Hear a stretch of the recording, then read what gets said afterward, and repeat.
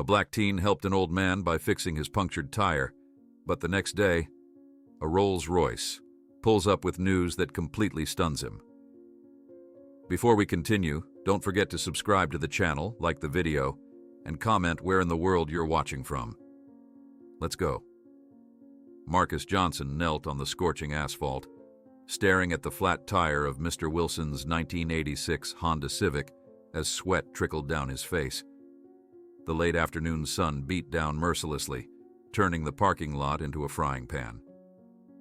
It was his last day of work before classes started, and the shop manager had insisted he finish this off-site job even though his shift had officially ended 30 minutes ago. He glanced at his watch. 6:30 p.m. His mother, a nurse at County Hospital, was working another double shift, and he had promised to have dinner ready tonight.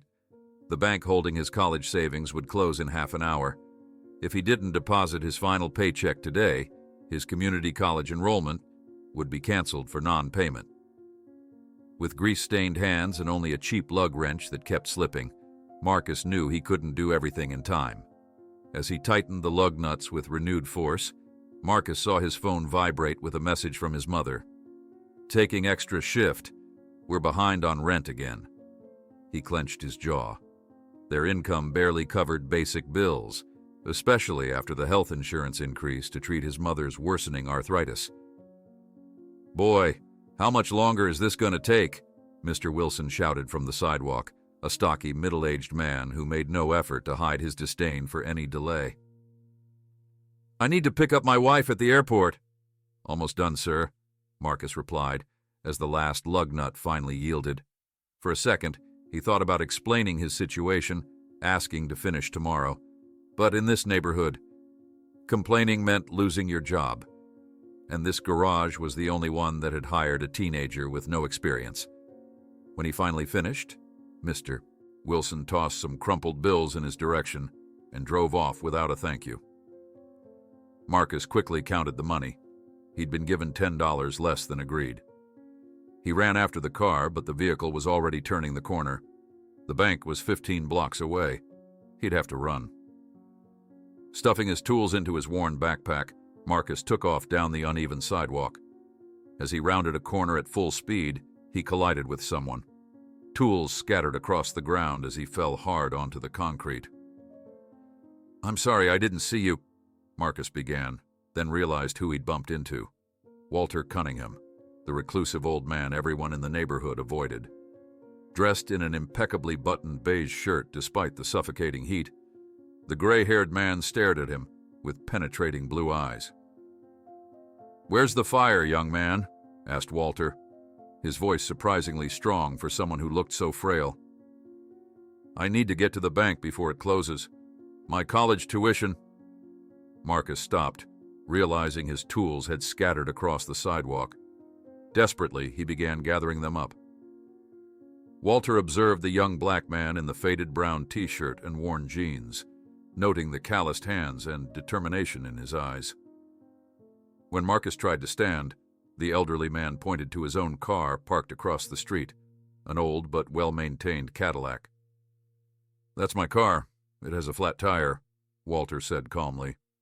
"I was about to call a tow truck, but it seems you know your way around these things." Marcus looked at his watch. 6:45 p.m.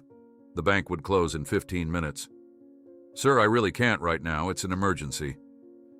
"I'll pay you $50 to change my tire," Walter offered, pulling a bill from his pocket.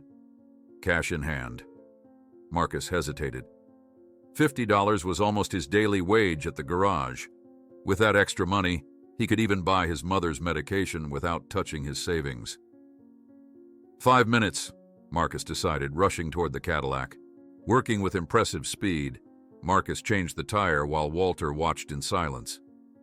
When he finished, he was even sweatier and dirtier, but the clock showed 6:52. "Impressive," murmured Walter, handing him the $50 bill. "What's your name, son?" "Marcus Johnson, sir. Look, I really need to go now." Walter held his arm, surprisingly strong. "The bank on 5th Avenue? It's closed. Charlie always locks the doors 5 minutes early." Marcus's heart sank. All that rush for nothing. But Walter continued. "Frank at Midtown Trust is an old friend of mine. I can give you a ride there. They close at 7:30. Before Marcus could respond, a police car pulled up beside them. Officer Jenkins, known for his heavy-handed approach with the neighborhood youth, lowered his window. "Everything all right here, Mr. Cunningham?" he asked, eyeing Marcus suspiciously. "This young man just saved my day," Walter replied firmly. "We're off to make a bank deposit. Any problem, officer?" The policeman frowned but nodded reluctantly and drove off. "Let's go, Marcus." Walter opened the Cadillac's door. Time's ticking. During the drive, Walter asked questions about college, about Marcus's plans. The young man answered cautiously, surprised by the old man's genuine interest. Arriving at Midtown Trust, Marcus rushed inside. When he returned 5 minutes later, Walter was still waiting. "Thank you, Mr. Cunningham. You have no idea what this means." Walter smiled slightly. "Kindness deserves recognition, Marcus Johnson. Now give me your address. I want to send something to properly thank you." Marcus hesitated, but eventually provided his information. As he got out of the car in front of his apartment building, he didn't notice Walter carefully observing the street and number before driving away. That night, while preparing macaroni for dinner, Marcus received a call from the hospital. His mother had collapsed during her shift. The supervisor asked him to come immediately. Arriving at the hospital, he learned that Denise Johnson had worked 36 hours straight to pay the bills. The doctor said something about exhaustion and dehydration, but all Marcus could think about was that he might need to postpone college to take care of her. In the corridor, surprisingly, he found Walter Cunningham talking with the hospital director. Both went silent when they saw him. "What's going on?" asked Marcus, confused. Walter approached. "I came to make a donation to the hospital and heard about your mother. Quite a coincidence, isn't it?" But the look on Walter's face suggested there was nothing coincidental about it at all. The next morning, Marcus sat by his mother's hospital bed, watching her sleep. The nurses had assured him she would recover fully with proper rest, something she hadn't allowed herself in years. He rubbed his tired eyes, having spent the night in the uncomfortable chair beside her. "You should go home and rest," came Walter's voice from the doorway. The old man stood there holding a small paper bag. "Mr. Cunningham," Marcus said, rising, "what are you doing here again?" "I brought coffee and something to eat. Hospital food is atrocious." He placed the bag on the side table. "How is she?" "Better. They say she can go home tomorrow, but she'll need to rest for at least a week." Marcus hesitated. "Sir, about yesterday. How did you know she was here?"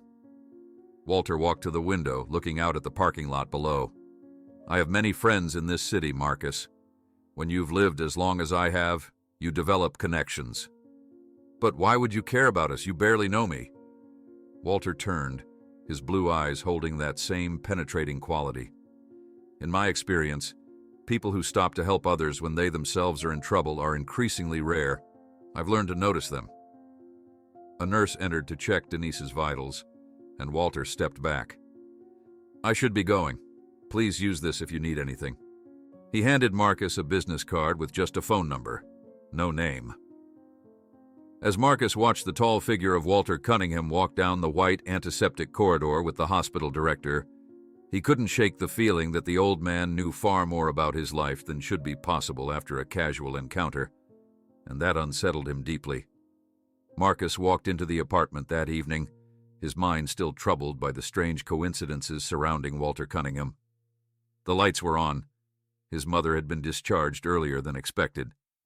"Mom, you're home?" he called, setting down his backpack by the door. Denise Johnson sat at their small kitchen table, a mug of tea in her hands. Though still pale, she looked better than she had in the hospital. "They let me out early. Said someone arranged for home care visits." She studied her son's face. "Marcus, what's going on?" The nurse mentioned a special arrangement from the hospital's VIP donor program. Marcus pulled out a chair and sat across from her. I met this man yesterday, Walter Cunningham. Remember that old guy from Oakwood Street everyone says is a recluse? I helped him fix a flat tire, and then he gave me a ride to the bank. He hesitated. Then I find him at the hospital talking to the director right after you collapsed. Denise frowned. That's odd.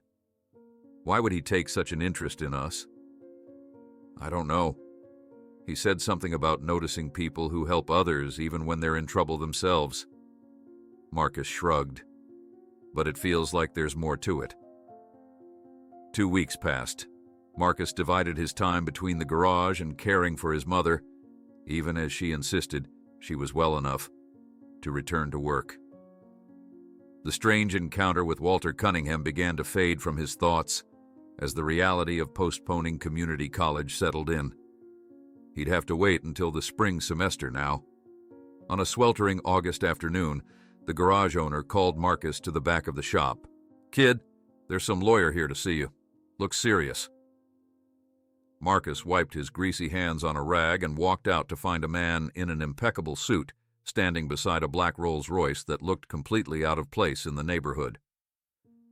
"Marcus Johnson, I'm Theodore Blackwell, Mr. Walter Cunningham's legal representative."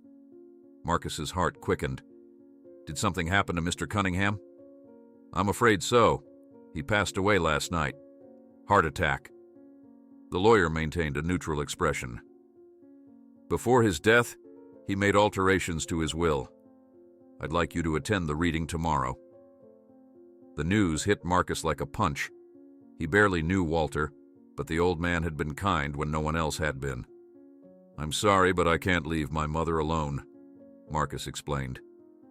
"Mr. Cunningham anticipated this," replied Blackwell, handing him an envelope.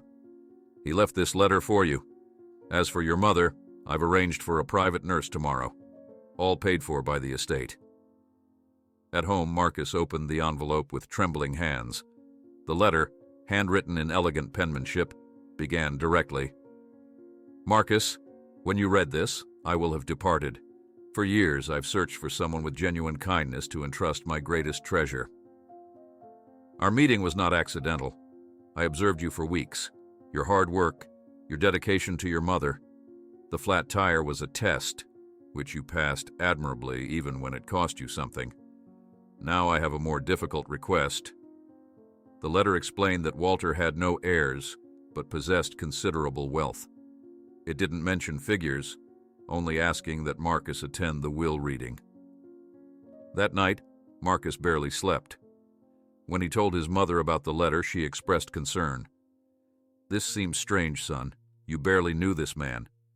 "I know, Mom, but he helped me when I needed it." The next morning, the Rolls-Royce took him to an imposing mansion on the city outskirts. In the house's library, several people were waiting. Executives in suits, an elegant woman who introduced herself as Walter's distant niece, and Blackwell himself. "Now that everyone is present," Blackwell began, "I will proceed with the reading." To everyone's shock, Walter had left his personal fortune of $2.3 billion to his charitable foundation. The mansion and a small pension went to his niece. The company executives received generous bonuses. Then Blackwell looked directly at Marcus.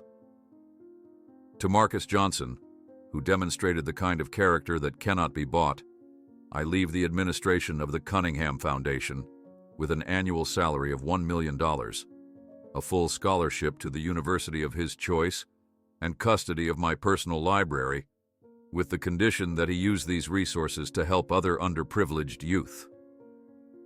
A stunned silence filled the room, broken by the furious protests of Walter's niece. "This is absurd. This boy probably manipulated my uncle on his deathbed. I will contest this will." The lawyer remained impassive. "Mr. Cunningham anticipated this reaction as well, Mrs. Preston. He left a video explaining his reasons, recorded 2 days before his passing, in the presence of 2 witnesses." Marcus was dazed. "There must be some mistake. I just changed a tire." "No, Mr. Johnson," Blackwell replied. "Walter Cunningham spent the last years of his life observing people. seeking someone who demonstrated genuine kindness without expectation of reward. You were the only one who passed his test. As he left the mansion, Marcus was confronted by the furious niece. "Don't think this is over, boy. My lawyer will investigate every minute you spent with my uncle. If we find anything suspicious, you'll regret it." Returning home, Marcus couldn't process what had happened. $1 million a year? Managing a billion-dollar foundation?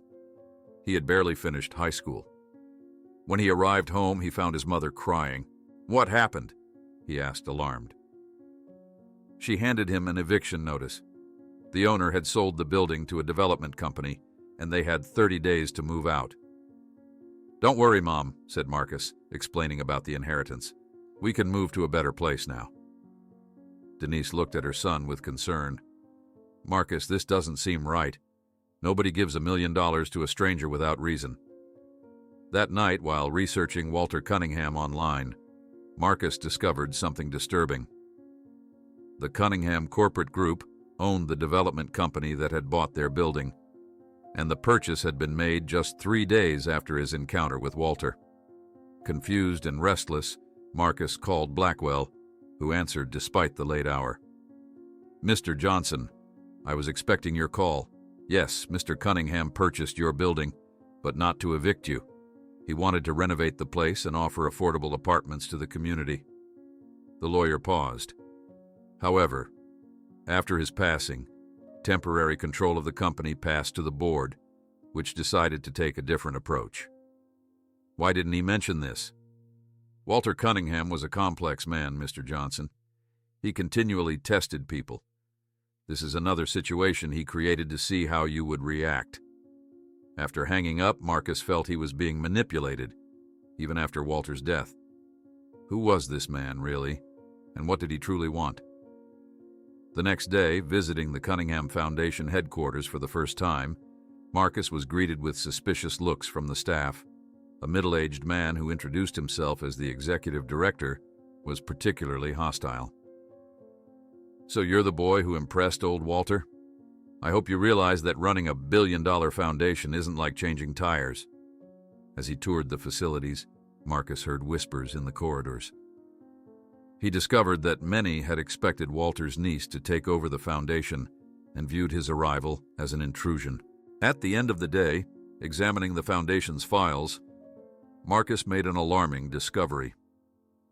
In the past 5 years, only 2% of the funds designated for scholarships had actually been distributed. The rest remained in financial investments. When he questioned the executive director about this, Marcus received an evasive answer. "Mr. Cunningham personally approved our financial reports." As he left the building, Marcus was approached by a young female employee. "Be careful," she whispered. The last young man Walter brought in to learn about the foundation mysteriously disappeared. That was 2 years ago. Before Marcus could ask for more details, the young woman quickly walked away. In the parking lot, he noticed a dark car following him for several blocks. That night, someone broke into his apartment. Nothing was stolen, but his documents and computer had been rummaged through. Walter's letter was missing. 3 days later, still shaken by the break-in, Marcus arrived home to find his mother sitting tensely on the couch. "There's something you need to see," she said, pointing to the television. The local news was running a story about Walter Cunningham's contested will. The anchor spoke over footage of the mansion. The late billionaire's niece, Eleanor Preston, has filed a lawsuit claiming Mr. Cunningham was mentally incompetent when he named an unknown young mechanic as administrator of his multi-billion-dollar foundation. The screen cut to Eleanor Preston standing beside her lawyer.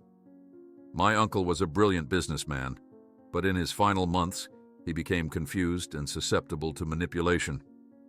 This young man, who had no prior relationship with our family, somehow convinced my uncle to hand him control of a foundation that represents my uncle's life's work." Marcus sank into the couch beside his mother. "They're making it sound like I tricked him." "What are you going to do?" Denise asked quietly. Before he could answer, his phone rang. It was Blackwell. "Mr. Johnson, I assume you're watching the news. We need to discuss our response. Mrs. Preston's legal team is moving aggressively." "I don't understand why she cares so much," said Marcus. "Walter left billions to the foundation, not to me personally." "The issue, Mr. Johnson, is control. Whoever administers the foundation has power over billion-dollar investments and considerable influence." Blackwell hesitated. "There's something else you should know. Can you come to my office tomorrow morning?" Marcus agreed, and after hanging up, spent a restless night wondering what else Walter Cunningham might have hidden from him. The next morning brought another shock. As Marcus prepared to leave for Blackwell's office, there was a knock at the door. 2 police officers stood in the hallway. "Marcus Johnson, we're investigating a series of break-ins in the neighborhood. We understand your apartment was entered a few days ago?" Something in their manner made Marcus uneasy. "Yes, but nothing was taken. Just some papers moved around." "Mind if we come in and take a look? Might help us connect it to other cases." Before Marcus could respond, his mother appeared behind him. "Do you have a warrant, officers?" The taller officer frowned. "No, ma'am. We're just gathering information." "Then we decline. If you need to speak further with my son, you can contact Mr. Blackwell, his attorney." Denise closed the door firmly, then turned to Marcus. "Those weren't regular patrol officers. Their uniforms didn't have the right district patches."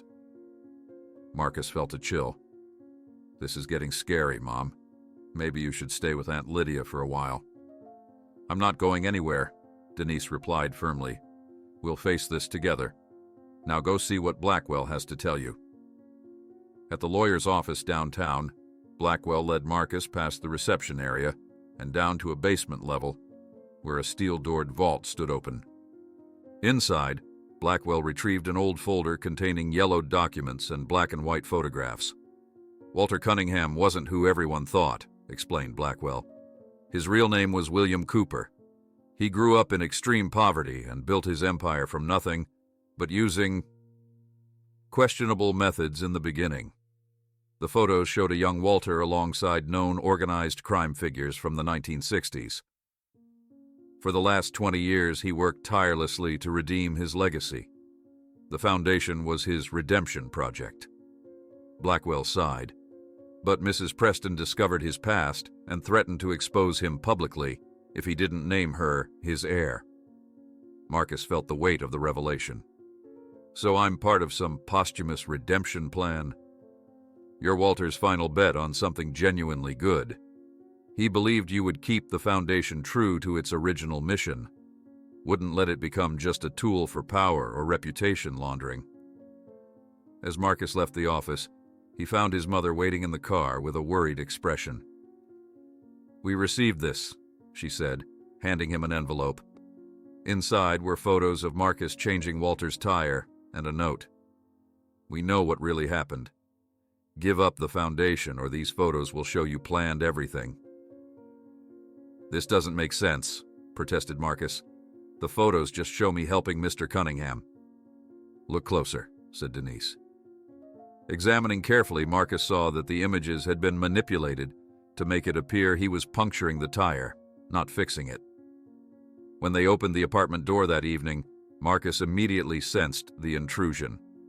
Nothing was stolen, but his documents had been rifled through, his computer had been accessed, and Walter's letter, the only proof of his true intentions, had completely vanished. Marcus stood in his apartment, his heart pounding as he surveyed the damage. Desk drawers hung open, papers scattered across the floor. Someone had methodically gone through every document he owned. His laptop sat open, the login screen glowing in the dimly lit room. "They've been through everything," Denise whispered, clutching her purse to her chest as though it might be snatched away. "But why take only Walter's letter?" Marcus carefully stepped through the chaos, checking to see what else might be missing. "Because it's the only proof I have that Walter chose me specifically. Without it, it looks like I somehow manipulated him." He paused at his desk, noticing the browser history on his computer had been accessed. They were looking at what I've been researching about Walter, too. Denise began picking up scattered photos of their family. Marcus, this is getting dangerous. Maybe you should walk away from all this. Before Marcus could respond, his phone rang. It was Blackwell. Mr. Johnson, I've received troubling news. Mrs. Preston has officially filed a contest to the will, claiming her uncle suffered from dementia and was manipulated. She's presented what she claims is Walter's actual letter to you, clearly forged, but convincing enough to complicate matters. Marcus sank into his desk chair. Someone broke into our apartment today. They took Walter's letter to me, the real one. A pause on the line. This is worse than I expected. We need to meet immediately, not at my office, somewhere public but quiet. 3 hours later, Marcus sat across from Blackwell in a corner booth of a nearly empty diner on the edge of town. The lawyer looked uncharacteristically disheveled, his tie loosened, his normally perfect hair slightly out of place. The situation is more serious than I initially thought, Blackwell said, keeping his voice low. Mrs. Preston has powerful connections and is determined to take control of the foundation. I still don't understand why she cares so much, said Marcus. Walter left billions to the foundation, not to me personally. The issue, Mr. Johnson, is control. Whoever administers the foundation has power over billion-dollar investments and considerable influence. Blackwell hesitated, glancing around the diner before continuing. There's something more I need to show you. The next morning, they met at Blackwell's law firm. Instead of going to his office, the lawyer led Marcus to a basement vault secured with both a keypad and retinal scanner. Few people have access to this room, Blackwell explained as the heavy door swung open. Inside was a simple table with a single folder sitting on top. Blackwell placed the folder before Marcus. Walter Cunningham's True History. Inside were documents dating back to the 1960s and photographs in black and white showing a much younger Walter Cunningham, or rather, William Cooper, according to the papers, standing alongside men Marcus recognized from crime documentaries. Walter Cunningham wasn't who everyone thought, explained Blackwell. His real name was William Cooper. He grew up in extreme poverty and built his empire from zero, but using questionable methods in the beginning. He was connected to organized crime, Marcus asked, studying a photo of Walter smiling beside a notorious mobster from the 60s. More than connected. For almost a decade, he laundered money for several crime families and used those connections to build his initial fortune. Blackwell sighed. In the last 20 years, he worked tirelessly to redeem his legacy. The foundation was his redemption project. He paused, but Mrs. Preston discovered his past and threatened to expose him publicly if he didn't name her his heir. Marcus felt the weight of the revelation. So I'm part of some posthumous redemption plan? You're Walter's final bet on something genuinely good. He believed you would keep the foundation true to its original mission, not let it become just a tool for power or reputation laundering. Marcus stared at the photos, trying to reconcile the Walter he had briefly known with this complex history. Why would he choose me? He didn't know me. That's not entirely accurate. After your first encounter, Walter had you thoroughly investigated. Your academic record, your work ethic, how you've cared for your mother despite financial hardship, it all fit what he was looking for. As they left the vault, Marcus's phone rang. It was his mother, her voice tight with anxiety. Marcus, you need to come home now. When Marcus arrived at their apartment building, he found his mother waiting in their old Honda, engine running. What's going on? He asked as he slid into the passenger seat. She handed him an envelope. Someone slipped this under our door. Inside were photos of Marcus changing Walter's tire and a note. We know what really happened. Give up the foundation or these photos will show you planned everything. This doesn't make sense, protested Marcus. The photos just show me helping Mr. Cunningham. "Look closer," said Denise. Examining carefully, Marcus saw that the images had been digitally altered to make it appear he was puncturing the tire, not fixing it. "They're trying to frame me," he whispered. "Make it look like I engineered the whole thing." "There's more," Denise said, handing him a second envelope. "This came in the mail." Inside was a formal letter from their landlord indicating that their eviction was being expedited due to suspected criminal activity on the premises. They now had just 1 week to vacate. Marcus's phone vibrated with a text message from an unknown number. "The Foundation's secrets run deeper than you know. Meet me at Jefferson Park tonight at 9. Come alone. A." "Who's A?"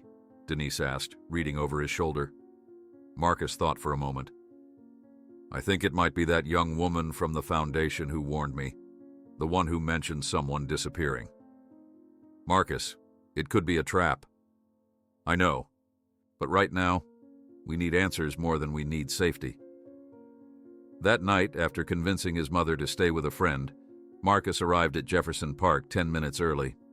The park was mostly deserted, with only a few joggers on the distant running path. He sat on a bench with a clear view of all approaches, as Peterson, the detective from his arrest, had once advised during a casual conversation. At exactly 9 WO, a slender figure in a hoodie approached and sat beside him. It was the young woman from the Foundation. "I'm Aisha," she said without preamble. "I don't have much time. They're watching me too." She handed him a thin folder. "This is about Eric Tanner, the other young man Walter brought to the Foundation." Marcus opened the folder to find newspaper clippings about a young man accused of embezzling funds from the Cunningham Foundation. The last known photograph showed him entering a car with the company's insignia. Walter brought another young man to the Foundation 2 years ago. He had helped Walter somehow too. He started asking questions about the Foundation's funds and found irregularities. A week later, he was accused of theft, fired, and disappeared from the city. "Why are you telling me this?" asked Marcus. "Because I started investigating after Eric vanished, and I discovered millions from the Foundation are being diverted annually to offshore accounts. The executive director is involved, and I think Walter's niece is too." Before they could continue, headlights illuminated the area. A black SUV approached rapidly. "Run!" shouted Aisha. Marcus barely had time to react before 2 men jumped from the vehicle. The chase through the dark park pathways was frantic. Marcus leaped over a hedge and ducked behind a maintenance shed, losing sight of Aisha. The men's flashlights swept the area, coming dangerously close to his hiding spot. "Check the south exit," one man called to the other. "He can't have gone far." Marcus waited until they moved away, then slipped through the park's eastern exit, taking a circuitous route home. When he finally arrived at his apartment hours later, he found the door ajar and his mother sitting rigid on the couch, her face pale. "They were here," said Denise, trembling. "Men in suits asking about you, about the Foundation. They said you're involved in something dangerous." Marcus locked the door and quickly checked the apartment. It had been searched again, even more thoroughly than before. While checking his computer, he found a new email from an anonymous sender. "The true story of Walter Cunningham is kept in his personal library. Look for the red book on the 3rd shelf." Against Blackwell's explicit advice to lay low until the legal situation was resolved, Marcus drove to Walter's mansion the next morning. The guards recognized him from the will reading and allowed him access to the library, which now belonged to him according to the testament. The library occupied an entire wing of the house, with floor-to-ceiling bookshelves containing thousands of volumes. Following the email's clue, Marcus found the red book, a diary. The pages revealed Walter's journey from ambitious young man to tormented magnate haunted by his past, and finally his quest for redemption. The final entries discussed discovering irregularities in the Foundation and his determination to place someone honest in charge. The last page contained a single sentence. "I have found someone who can fix what I broke. His name is Marcus Johnson." As Marcus absorbed this information, he heard footsteps approaching. He hid behind a bookshelf and saw the Foundation's executive director and Walter's niece entering the library. "This kid is becoming a problem," said the man. "The evidence we planted won't hold for long. We need to handle this permanently, like we did with Eric Tanner." "No deaths this time," the woman replied coldly. "Just make him look guilty enough that nobody will believe him. After that, we can continue our arrangement as before." They discussed for a few minutes how they would divide the diverted funds from the Foundation, tens of millions annually, and how they would frame Marcus. With his heart racing, Marcus managed to record part of the conversation on his phone. As he tried to silently exit, he knocked over a book. The noise alerted the conspirators. "Someone's here!" shouted the director, running toward the sound. Marcus tried to escape but was cornered. The physical confrontation that followed was brief and violent. Outnumbered and outmatched, Marcus was immobilized. "You shouldn't have come here," said Walter's niece, while the director searched Marcus's pockets and found his phone with the recording. "What do we do with him now?" asked the director. "Take him to the same place you took Eric Tanner," she answered. "This time, no return ticket." Before they could act, security alarms blared throughout the mansion. Red lights flashed in the corridors, and police voices echoed through the hall. Taking advantage of the distraction, Marcus managed to break free and run. The chase led him through the mansion's labyrinthine corridors to a service door at the back. As he rushed into the night, he found himself surrounded by police officers with weapons drawn. "Marcus Johnson," called a detective, "you're under arrest for the murder of Walter Cunningham and the disappearance of Eric Tanner." 2 charges for crimes he knew were completely fabricated, but for which he feared he had no way to prove his innocence. The holding cell at the precinct was cold and impersonal, its gray walls closing in on Marcus as he sat on the hard bench. Through the small window in the door, he could see officers moving in the corridor, occasionally glancing at him with suspicion. The evidence against him seemed overwhelming. His DNA on Walter's teacup, from his visit to the mansion, suspicious transfers to an account in his name, and an edited video showing him in a heated argument with Walter days before his death. None of it was true, of course, but Marcus knew that truth wasn't always enough. Detective Peterson, a middle-aged man with tired but attentive eyes, entered the cell. "Time for questioning, Johnson." "I need a lawyer," Marcus said, standing up. "I can't afford one, but I need one." "Already taken care of," Peterson replied, a hint of curiosity in his expression. "Someone's waiting for you." Marcus followed the detective down the corridor, conscious of the handcuffs digging into his wrists.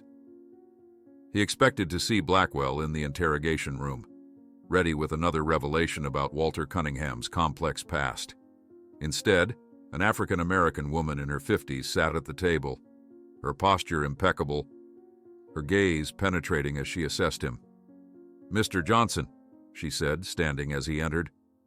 "I'm Vivian Montgomery. Walter Cunningham arranged for my services 3 weeks ago in case something like this happened."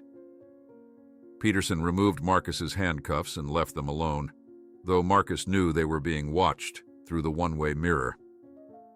"He knew I'd be arrested?" Marcus asked, sitting across from her. Walter knew his actions might trigger extreme reactions from certain parties. Montgomery opened a leather portfolio on the table. "I need you to tell me everything, from the beginning." For the next hour, Marcus recounted every detail, from the chance meeting with Walter to the discoveries in the library. Montgomery took sparse notes, her expression giving away nothing.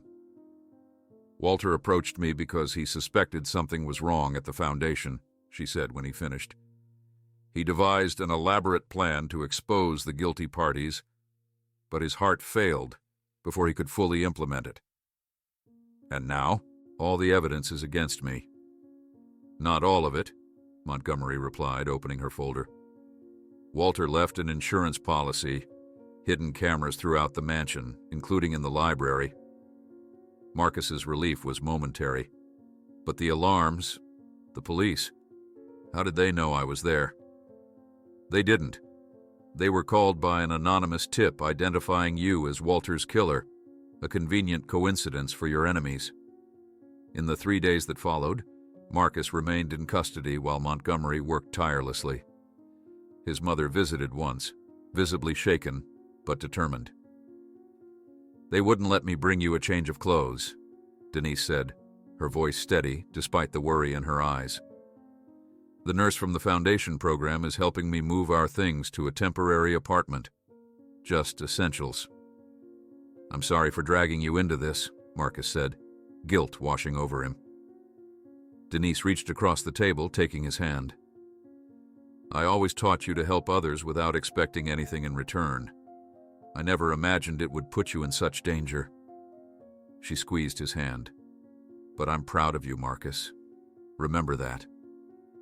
On the 4th day, the cell door opened unexpectedly. Detective Peterson stood there, accompanied by Montgomery, who wore a discreet smile.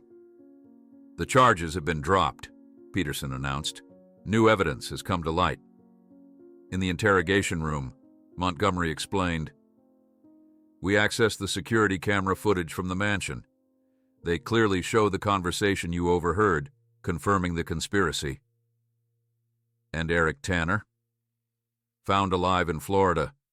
He was threatened and bribed to disappear after discovering the irregularities. He's on his way back to testify." Marcus sat back, the reality of his freedom slowly sinking in. "I'm not sure I understand everything that's happening." "Walter Cunningham was playing a long game," Montgomery said. "He suspected the director and his niece were embezzling funds, but he needed proof that would stand up in court. When conventional methods failed, he decided to bring in an outsider they wouldn't suspect. You." "But why me?" "Because Walter had been watching you for months. He chose you for your integrity, even when it cost you. The flat tire was just the final test." As they exited the police station, Marcus was startled by the crowd of reporters waiting outside. Camera flashes erupted as he emerged, and voices called out questions. "Mr. Johnson, how does it feel to be the new director of the Cunningham Foundation? Is it true you uncovered a decades-long scheme? What do you plan to do with your new position?" Montgomery skillfully guided him through the press to a waiting car. Inside, to his surprise, sat Aisha. "Sorry I disappeared after the park," she said, as the car pulled away from the curb. "I had to go into hiding after our conversation. I'm the one who sent the email about the Red Book." "You could have been more specific about the danger," Marcus replied, though there was no real anger in his voice. "If I had told you everything, would you have believed me?" At Montgomery's office, they found Blackwell, visibly shaken. "Mr. Johnson, I owe you an apology. I wasn't aware of the extent of corruption at the foundation. Walter kept me in the dark about many aspects of his plan." Marcus studied the lawyer, uncertainty still lingering. Why did Walter use such a complicated plan? Why not just report the scheme to the police? "Because corruption was only part of the problem," Montgomery explained. "The foundation had completely deviated from its original mission of helping disadvantaged youth. Walter wanted not only to punish the guilty, but to transform the foundation back to what it should be. And he chose you for that task," Blackwell added. In the weeks that followed, the scandal dominated headlines. The executive director and Walter's niece were arrested, along with several foundation executives. Investigations revealed embezzlement of more than $100 million over a decade. Marcus, now officially recognized as the administrator of the Cunningham Foundation, faced the challenge of rebuilding the organization from scratch. His first action was to create a scholarship program for young people from underprivileged communities interested in engineering and mechanics. The transition wasn't easy. Many foundation employees resented the changes, and some powerful beneficiaries withdrew their support. But for every setback, there seemed to be an unexpected ally. Community leaders offering partnerships, former beneficiaries returning to help. Even Howard Cunningham, Walter's long-estranged brother, emerging to provide guidance about Walter's original vision. 3 months after his release, Marcus visited Walter's grave with a bouquet of flowers. The simple headstone contrasted with the man's complex life. "I still don't fully understand why you chose me," Marcus said to the wind, "but I promise to honor your trust." He placed the flowers at the base of the headstone and stood in silence for a moment. The autumn air was crisp, leaves crunching beneath his feet as he turned to leave. That's when he noticed an elderly man watching him from a distance, standing beside a simple black car. When their eyes met, the man approached slowly. "You must be Marcus Johnson," he said, extending his hand. "I'm Howard Cunningham, Walter's older brother." Marcus was stunned. No one mentioned Walter had a living brother. "We were estranged for decades. I disapproved of his methods in the early years." The elderly man smiled sadly. "I came for the funeral but stayed in the back, without identifying myself. Afterward, I followed your case in the newspapers." "Did you know about the embezzlement at the foundation?" "I suspected. Walter contacted me a month before he died, spoke of a young man in whom he had placed great hopes." Howard handed Marcus a small box. "He asked me to give you this if his plan worked." Inside the box was an old key and a note.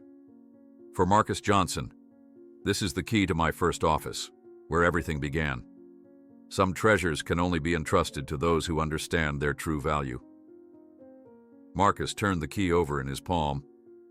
"What does this open exactly?" "A place Walter kept unchanged for over 50 years. A reminder of where he came from and why he created the foundation." Howard looked at Marcus thoughtfully. "He said you would understand its importance when the time came." As they walked back toward the cemetery gates, Howard shared stories about Walter's early life, their childhood in poverty, Walter's determination to succeed, and the moment their paths diverged. "Walter chose a path I couldn't follow," Howard explained. "But in his final years, he tried to make amends for his mistakes. The foundation was meant to be his legacy, his real legacy, not the fortune or the company's." Marcus listened, piecing together the complex puzzle that was Walter Cunningham. "Why didn't he tell me any of this himself?" "My brother always believed that character is revealed through actions, not words. He wanted to see what you would do when faced with challenges, not what you would say when told his story." Howard paused at the cemetery gate. "And from what I've seen, his faith in you was well placed." That evening, as Marcus drove home, he found himself wondering about the key and what secrets Walter's first office might hold. The foundation's work was just beginning, and Marcus sensed that Walter had left more breadcrumbs for him to follow, more tests perhaps, or more guidance from beyond the grave. As he turned onto his street, Marcus noticed a sedan parked outside his new apartment building, the same car that had followed him several times before. This time, instead of driving past, he pulled up directly behind it and got out, determined to confront whoever was watching him. But as he approached, the driver's door opened, and to his complete surprise, Detective Peterson stepped out. The man who had arrested him, then released him, now stood on the sidewalk with an expression that suggested this was more than a coincidence. "We need to talk, Mr. Johnson," Peterson said, his voice low, "about Walter Cunningham's real legacy, the one that doesn't appear in any will or foundation charter." As they walked into his apartment, Marcus didn't notice the surveillance van parked across the street or the telephoto lens capturing their interaction. Away from the cemetery, out of sight, Howard Cunningham watched the live feed on a tablet screen, a satisfied smile crossing his weathered face as he whispered to himself, "Phase 2 begins." That night, while reviewing some of Walter's personal files that Montgomery had provided, Marcus found a photograph he hadn't noticed before. Walter as a young man, standing proudly in front of a modest storefront. On the back was written, "Where it all started, 1963. The building looked vaguely familiar, but Marcus couldn't place it. As he studied the photo more closely, he noticed that the storefront's address was partially visible. It matched the address on the key Howard had given him.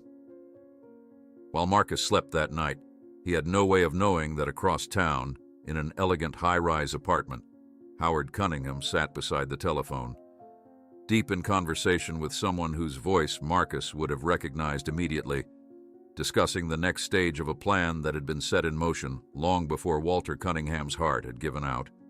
A plan that had always included Marcus Johnson, but not necessarily in the role he thought he was playing.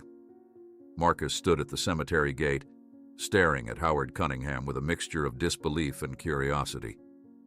The elderly man's revelation had caught him completely off guard. "I didn't know Walter had a brother," Marcus said, still processing this new information.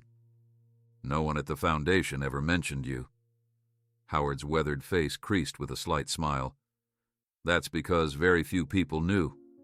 Walter and we disagreed fundamentally about certain things decades ago.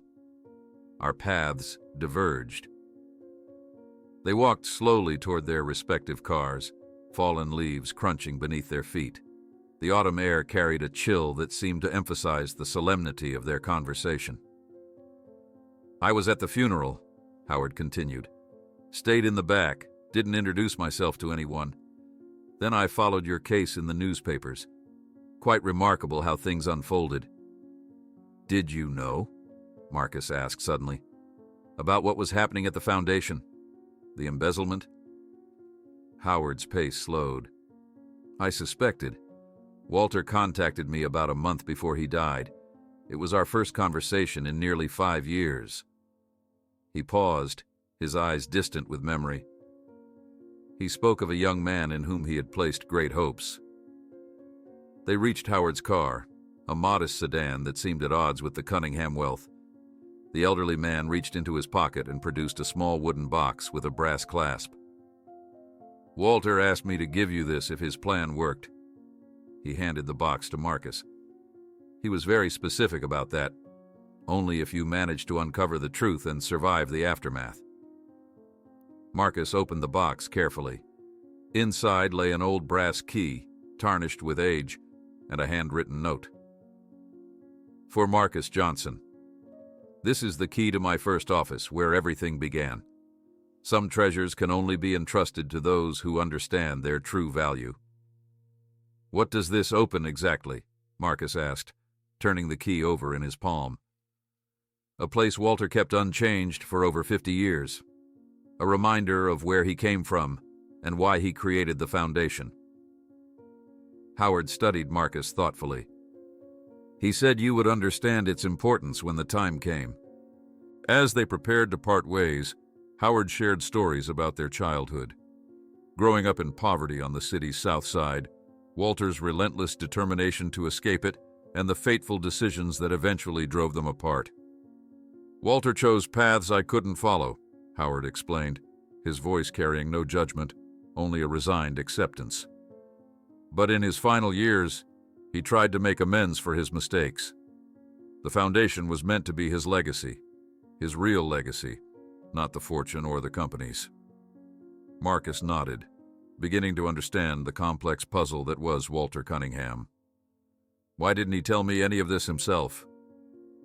"My brother always believed that character is revealed through actions, not words. He wanted to see what you would do when faced with challenges, not what you would say when told his story." Howard paused before getting into his car. "From what I've seen, his faith in you was well placed." 3 days later, Marcus sat at the head of the conference table in the Foundation's main boardroom, facing 24 employees whose expressions ranged from curious to openly hostile. This was his first official meeting as administrator, and the tension in the room was palpable. "I understand many of you expected Mrs. Preston to take over after Mr. Cunningham's passing," Marcus began, trying to keep his voice steady despite his nervousness. "I didn't seek this position, but now that I'm here, I intend to honor Walter's true vision for this foundation." A middle-aged woman in a tailored suit raised her hand. "And what exactly do you think that vision is, Mr. Johnson? Some of us have worked here for decades." "That's precisely why I need your help," Marcus replied. I believe the foundation has drifted from its original purpose, helping disadvantaged youth access opportunities they wouldn't otherwise have. The scholarship distribution rate of just 2% is unacceptable. Murmurs rippled through the room. Marcus noticed Aisha nodding subtly from the corner, while others exchanged skeptical glances. After the meeting, Vivian Montgomery joined Marcus in his new office, a space he still felt uncomfortable occupying, with its expensive furniture and imposing view of the city skyline. "You handled that well," she said, placing a thick binder on his desk. "This is the Foundation's original charter, with all amendments. I've highlighted some interesting clauses you should know about." Marcus flipped through the document. "What am I looking for?" "Page 42, Section 7, Montgomery directed. "Walter inserted a special provision giving the administrator extraordinary autonomy in decision-making, specifically to prevent board members or family from obstructing the Foundation's core mission." Marcus read the clause twice, understanding dawning. "So I don't need board approval to restart the scholarship programs or community initiatives?" "Precisely. Walter anticipated resistance to change. He built in safeguards." That evening, Marcus helped his mother carry the last box from their old apartment to a modest 2-bedroom unit in a safer neighborhood. It wasn't luxurious. Marcus had insisted they live within reasonable means despite his new salary, but it was clean, well-maintained, and most importantly, secure. "I still can't believe we're leaving," Denise said, looking around the empty apartment where they'd lived for 8 years. "So many memories here." "Not all good ones," Marcus reminded her, thinking of the late-night shifts she'd worked, the meals they'd skipped to make rent, the winters when they'd kept the heat low to save on utilities. As they settled into the new place, unpacking dishes in the kitchen, Denise seemed uncharacteristically nervous. "I've been meaning to tell you something," she said, carefully wrapping a mug in newspaper. "I've accepted a position." "A position?" Marcus looked up, surprised. "At the hospital?" "No. With the Foundation." She smiled hesitantly. "The new community health initiative you approved last week. They needed someone with nursing experience to help develop the program."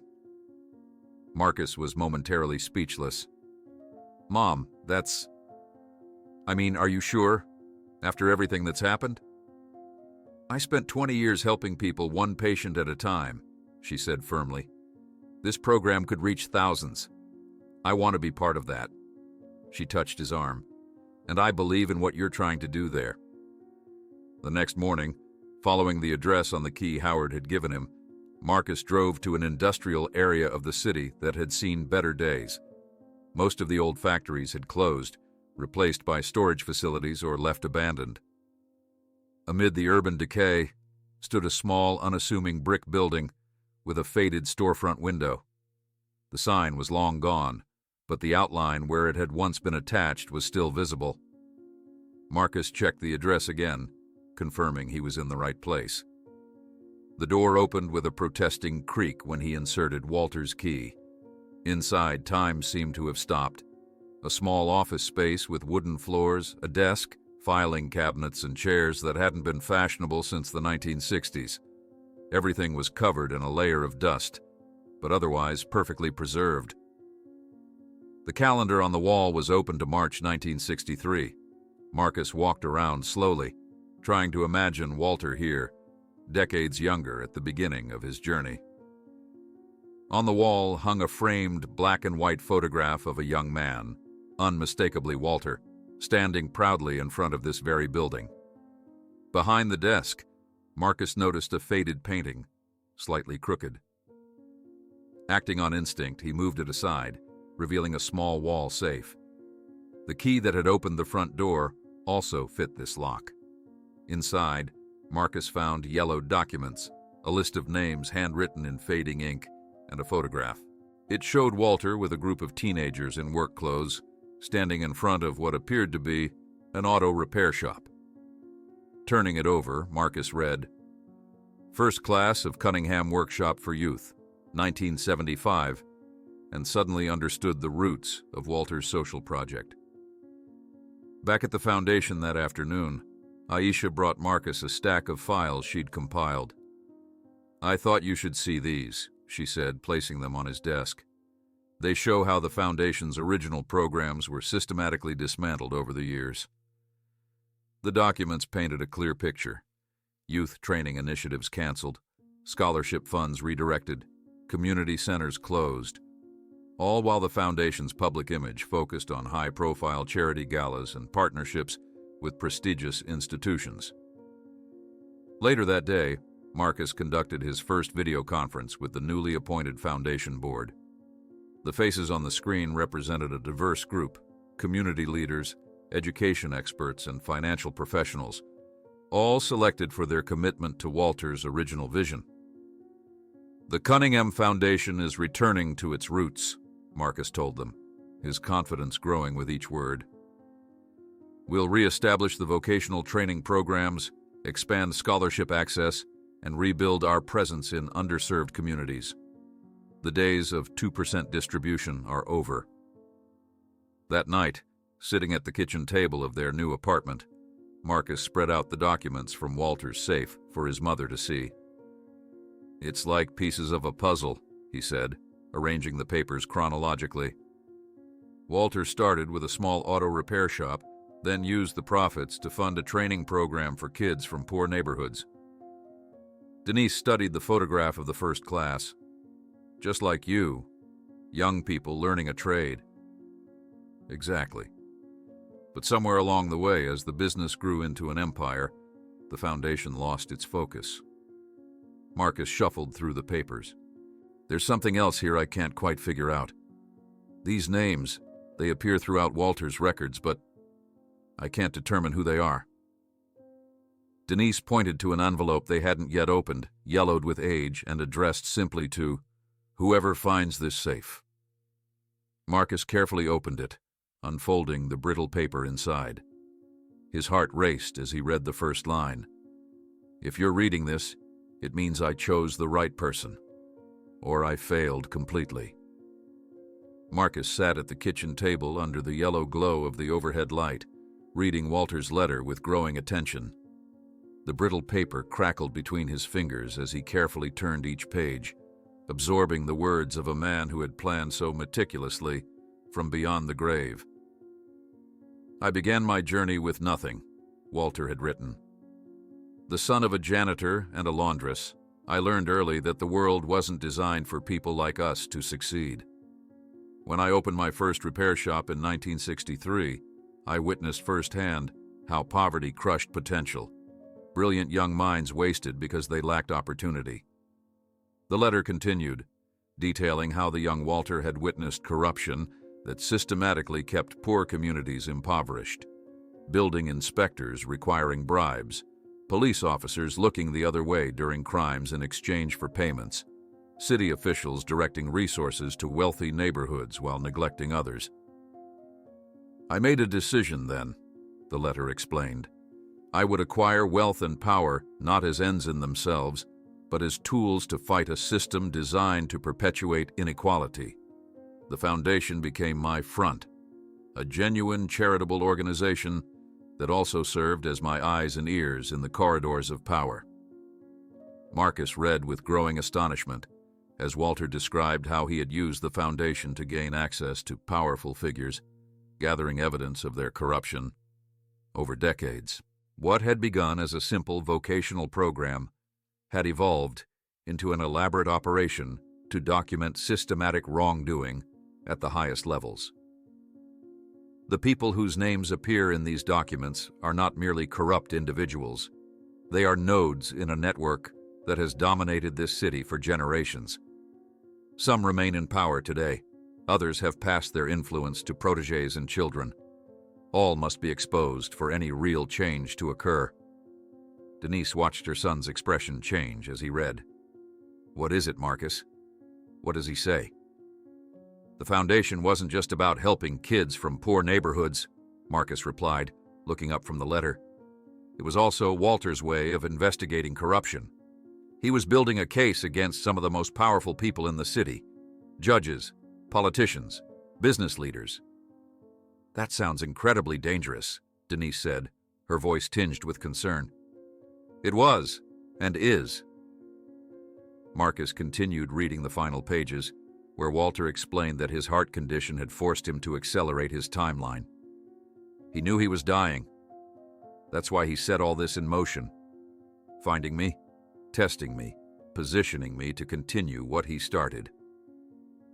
The next morning, Marcus arrived at Vivian Montgomery's downtown office, clutching Walter's letter and the documents from the safe.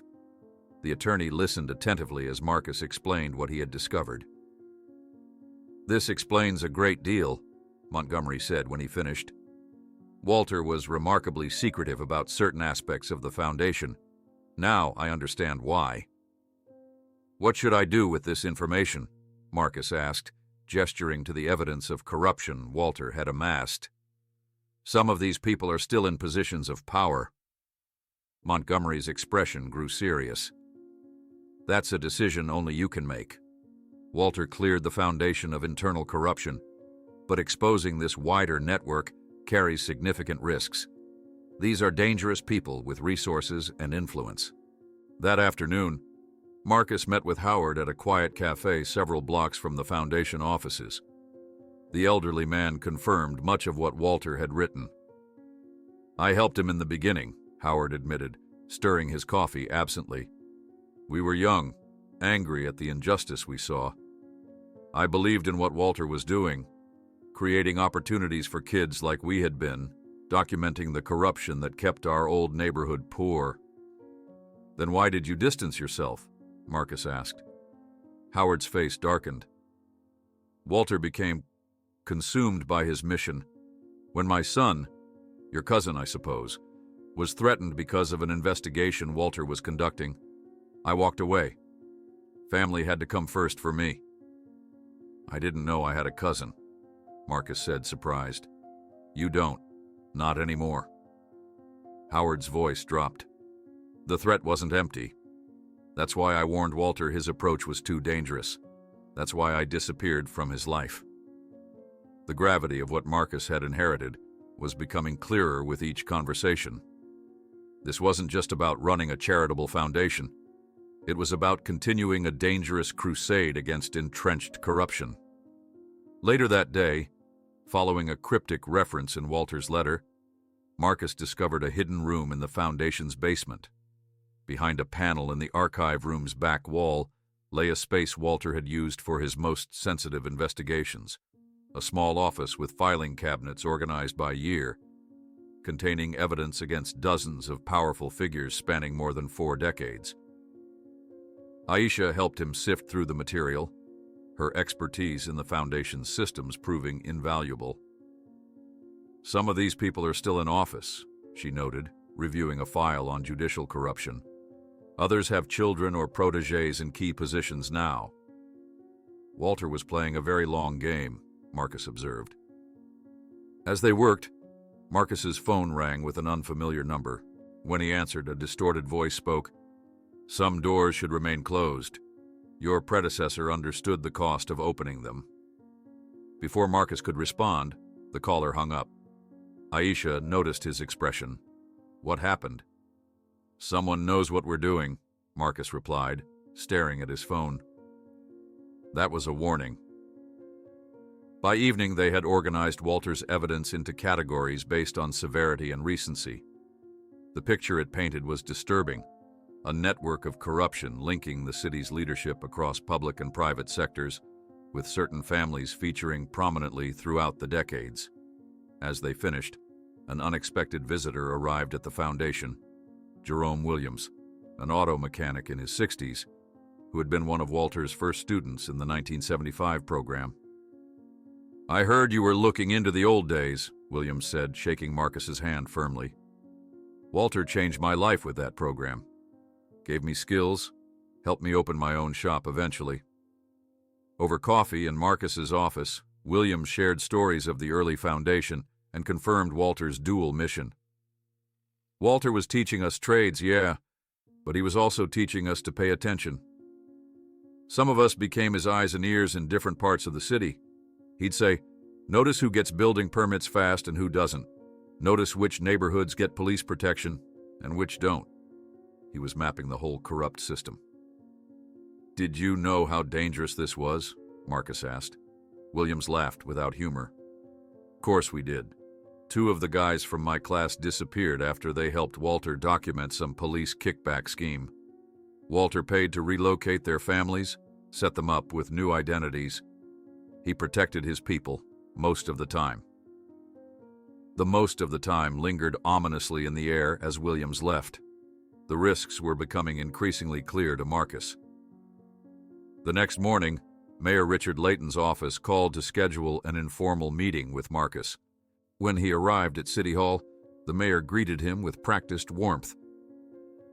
The Cunningham Foundation has been a cornerstone of our city's philanthropic community for decades, Layton said, gesturing for Marcus to sit in an ornate chair across from his desk. I'm curious about your plans going forward. The conversation seemed innocuous. Questions about scholarship programs, community initiatives, potential partnerships with city agencies.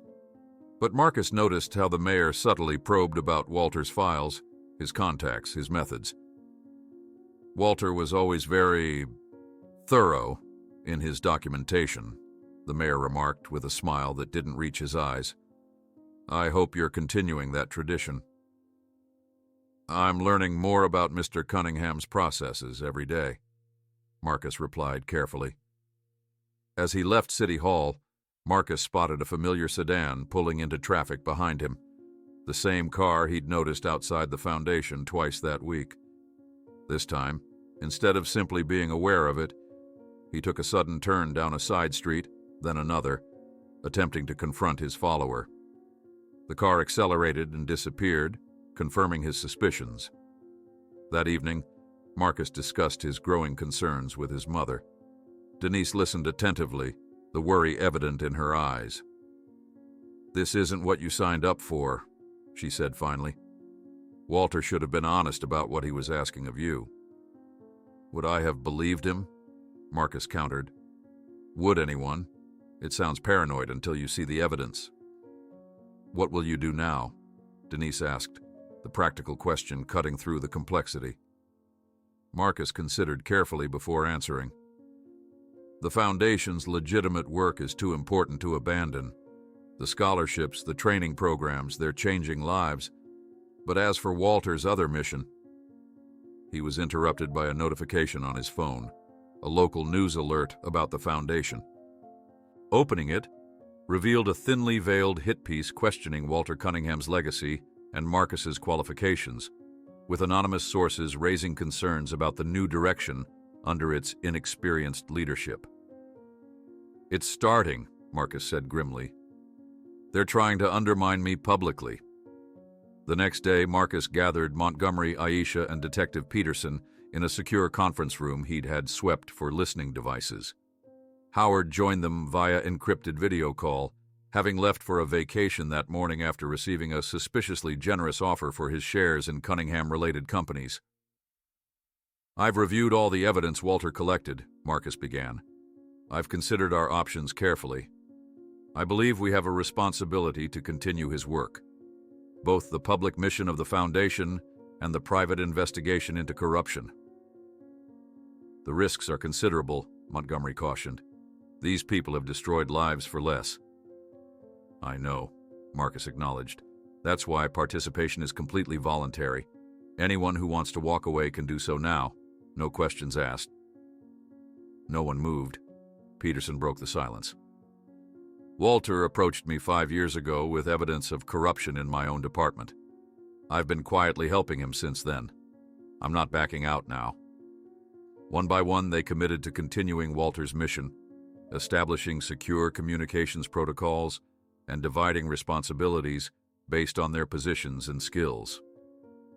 As the meeting concluded, Marcus's assistant entered with an unmarked package that had just been delivered. Inside was a manila folder containing recent photographs of various city officials in compromising situations, meeting with known criminals, exchanging packages, entering buildings known for illegal activities. A note read simply, "You're not alone." Others have continued Walter's work. Contact when ready, 379. That night, arriving home exhausted, Marcus found his apartment door slightly ajar. Drawing the small canister of pepper spray Peterson had insisted he carry, he pushed the door open cautiously. Sitting calmly in his living room, leafing through documents spread on the coffee table, was Detective Peterson himself, who looked up with a neutral expression. "We need to talk about what you really intend to do with Walter Cunningham's files," he said, his voice betraying nothing about whether this was a threat or an offer of help. Marcus froze in the doorway of his own living room, hands still gripping the pepper spray canister in his pocket. Detective Peterson sat comfortably on his couch, surrounded by papers that Marcus recognized as copies of documents from Walter's hidden archive. For a moment, neither man spoke, each assessing the other. "Breaking and entering is still a crime, Detective," Marcus finally said, cautiously stepping inside and closing the door behind him. "Badge or not." Peterson's weathered face remained impassive. "I didn't break anything. Your building's security is embarrassingly inadequate for someone in your position." "What position is that exactly?" Marcus moved closer, still uncertain whether he was facing a threat or something else entirely. "Walter Cunningham's chosen successor." Peterson gathered the papers into a neat stack. Not just for the foundation, but for his real work. Marcus remained standing, unwilling to sit down as if this were a normal visit. "And what do you know about his real work?" The detective reached inside his jacket. Marcus tensed, but Peterson merely pulled out a small leather credential wallet, not his police badge, but something else. He flipped it open, revealing an ID with an unfamiliar insignia. "I've been working with Walter for 8 years, Peterson explained. "I'm not just a detective who happened to investigate your case. I'm part of a network Walter established to track corruption across different institutions." Marcus finally lowered himself into the chair opposite Peterson. "Why should I believe you?" "Because Walter trusted me enough to tell me about you before he died." Peterson leaned forward. He said, "I've found a young man who reminds me of myself before the world hardened me." The words echoed what Marcus had read in Walter's diary. Still, caution prevailed. "Prove it?" Peterson nodded, as if he'd expected this. "The red book in the library. Walter's diary. Did you read the entry from July 12th last year?" "I don't remember specific dates." "He wrote about watching you help Mrs. Rodriguez with her groceries after your shift at the garage, even though you were exhausted and late for your mother's birthday dinner." Peterson's eyes held Marcus's gaze. Walter was in the coffee shop across the street. He'd been observing you for weeks by then. A chill ran through Marcus. That's unsettling. Walter was thorough. He needed to be certain about you. Peterson stood and walked to the window, checking the street below. "There's a surveillance van 2 blocks down. Has been there since you moved in. Not mine." "Then whose?" "That's what we need to figure out." Peterson turned back to face Marcus.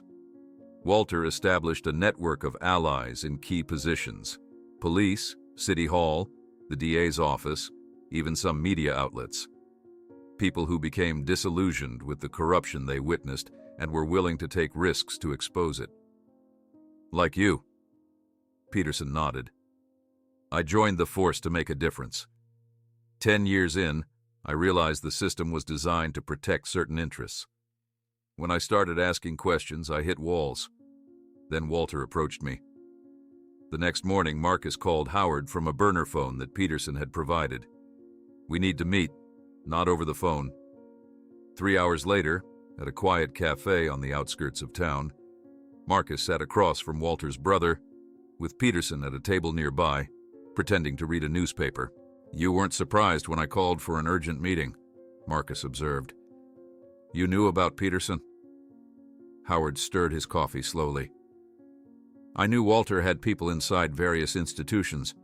He didn't share specific names, safer that way. But he mentioned having eyes in the police department." Why didn't you tell me this before? Walter's instructions were clear. Reveal things gradually. See how you handle each new piece of information. Howard's eyes held a mix of apology and assessment. He wanted to be sure you could handle the full scope of what he built. Marcus felt a flash of frustration. More tests, even after his death? Especially after his death. The stakes are too high for mistakes. As they spoke, Montgomery arrived, sliding into the booth beside Marcus. She nodded at Peterson across the room. "I've been vetting the detective," she said without preamble. "His story checks out. Walter brought him in after Peterson started investigating corruption in the police department's evidence handling procedures." "So, we trust him?" Marcus asked. "I believe we can," Montgomery replied carefully. "But trust should always be calibrated. Walter operated on a need-to-know basis with everyone in his network. No one person had the complete picture." Aisha joined them last, her usual composed demeanor slightly frayed. "Someone accessed your computer last night," she said to Marcus. "They bypassed the new security protocols I installed." "How is that possible? Only someone with internal Foundation credentials could have done it. We still have a leak."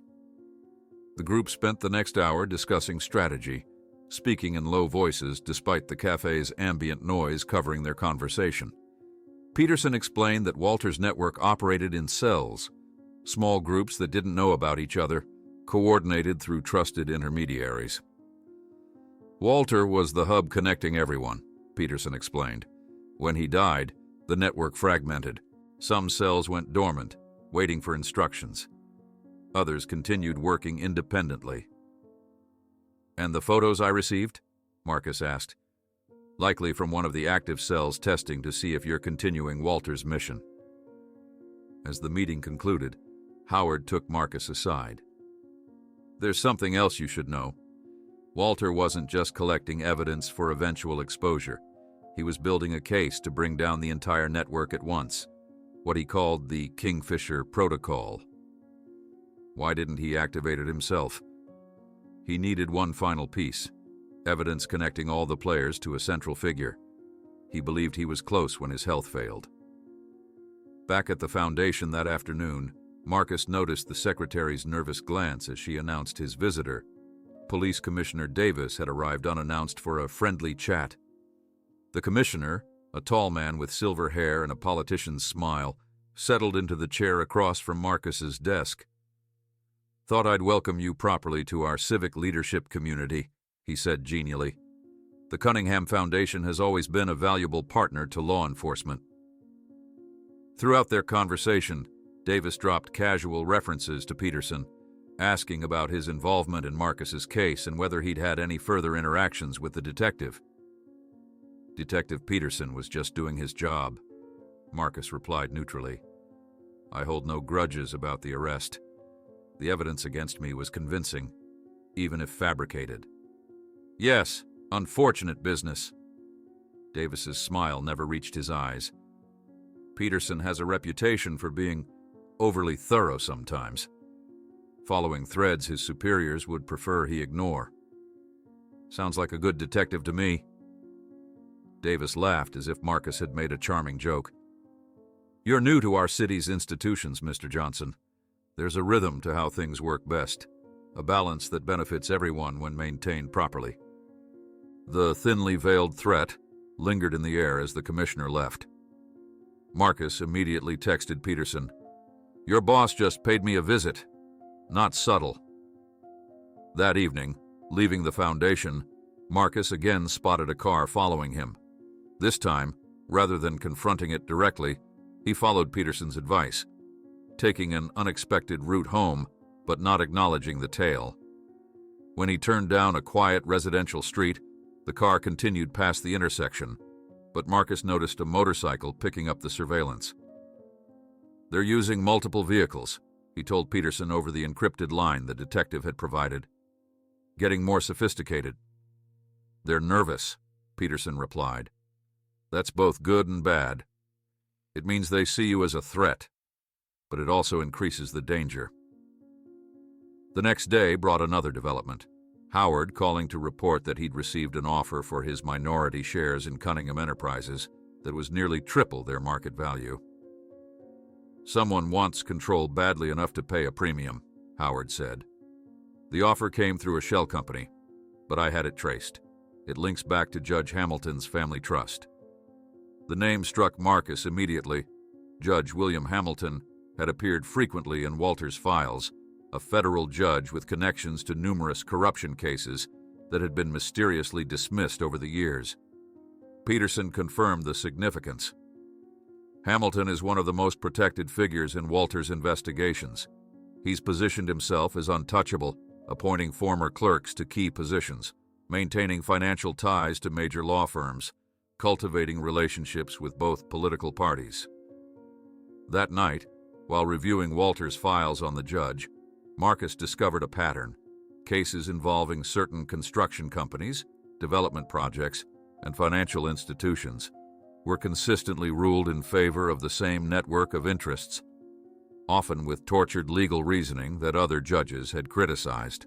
As Marcus dug deeper into these connections, a news alert popped up on his phone.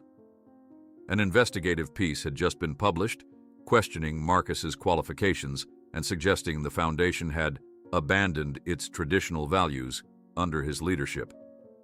"They're starting a media campaign against you," Montgomery warned when Marcus forwarded her the article.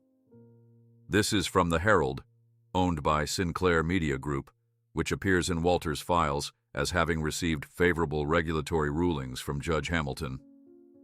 The coordinated opposition was becoming clearer.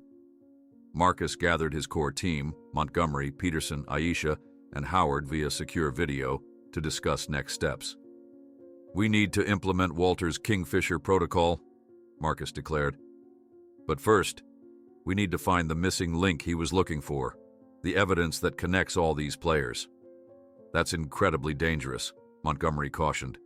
"These people have already tried to frame you for murder once." "Which is why we need to move faster than they expect," Marcus replied.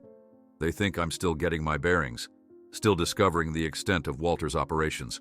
They don't realize how much I already know." The meeting continued late into the night, with the team carefully mapping their approach, how to secure the evidence they had, what additional proof they needed to collect, and most critically, how to ensure their safety during the process. As they finished, Peterson received an alert on his police radio. "There's been a break-in at Walter's mansion," he reported. "Security alarm triggered in the East Wing." "The library," Marcus realized. "They're looking for whatever they think I might have found there." The meeting broke up with new urgency, each member departing with specific assignments. As Marcus prepared to leave with Peterson, the door burst open. Eric Tanner stood in the doorway, breathless and visibly frightened. His face was thinner than in the photos Marcus had seen, with new lines etched by stress.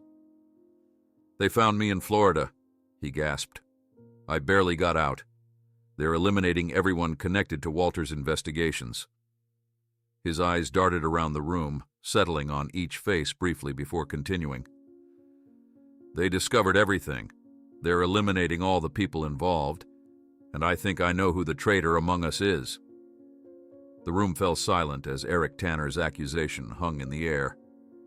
His disheveled appearance, wrinkled clothes, several days' stubble, and dark circles under bloodshot eyes testified to his desperate flight from Florida. "Sit down, Eric," Marcus said, guiding the trembling man to a chair. "You're safe here."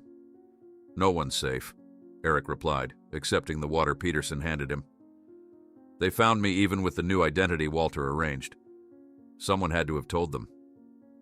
Montgomery closed the door and checked that the room's security measures were active. "Who do you think betrayed us, Eric?" "It has to be someone with access to Walter's private files," Eric said after taking a long drink. "Someone who knew about the safe houses, the alternate identities, all of it." All eyes turned to Aisha, who had been quietly taking notes. "I don't have that level of access," she said defensively. "I only learned about Walter's network after Marcus arrived." "She's right. Montgomery confirmed. Walter compartmentalized information rigorously. The list of people who knew about Eric's location is very short. Peterson pulled up a chair across from Eric. Tell us exactly what happened.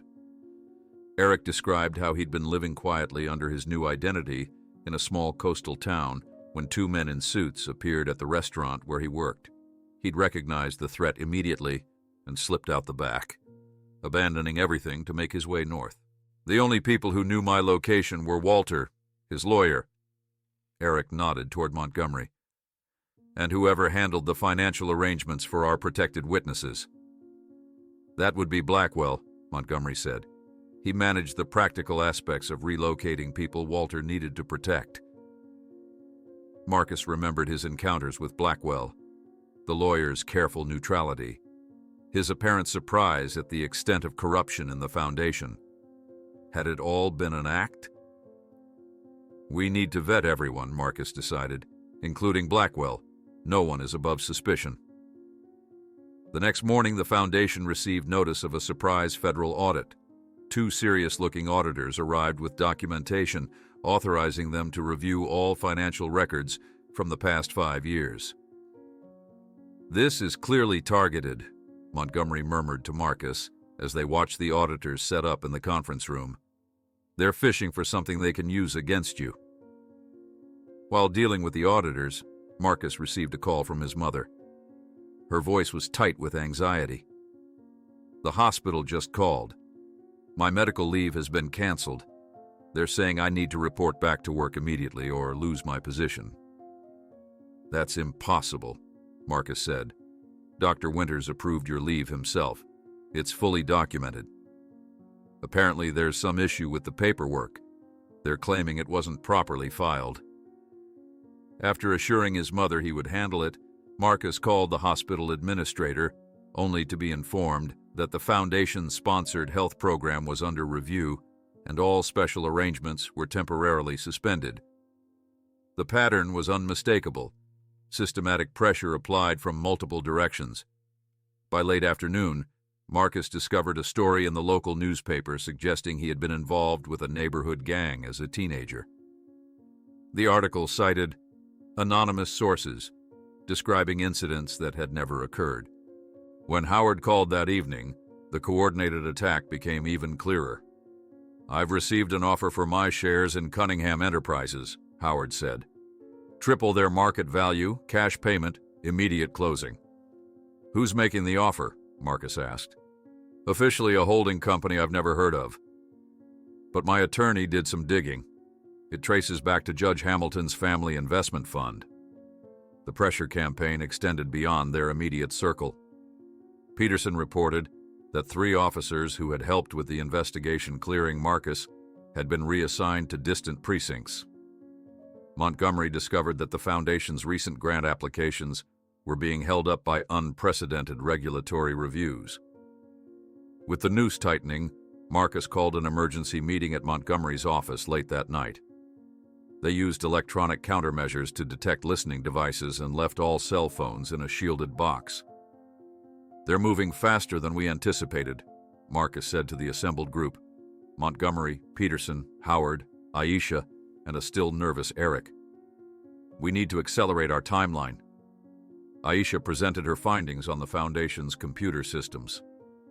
Someone accessed our secure server using legitimate credentials last night. They downloaded files related to Walter's scholarship recipients, specifically those he personally mentored. They're building a target list, Peterson said grimly. People Walter might have recruited for his network.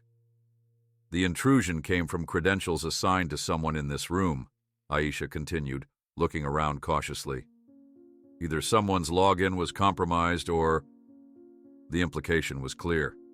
The traitor might be sitting among them. We need to implement the Phoenix Protocol immediately, Marcus decided, referencing Walter's final contingency plan. We can't wait to find the missing link anymore.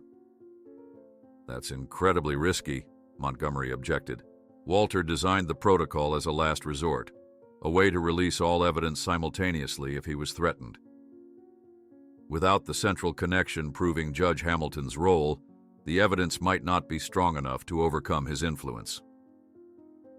"We don't have a choice," Marcus countered. "They're already moving to eliminate everyone connected to Walter's investigations. We need to get the information out before they can silence us all." The group spent the next hour dividing responsibilities. Peterson would ensure quiet protection from trusted officers. Montgomery would prepare for the legal aftermath. Howard would secure additional copies of all evidence in locations only he knew. Aisha would prepare the technical infrastructure for mass distribution of the files. "What about me?" Eric asked.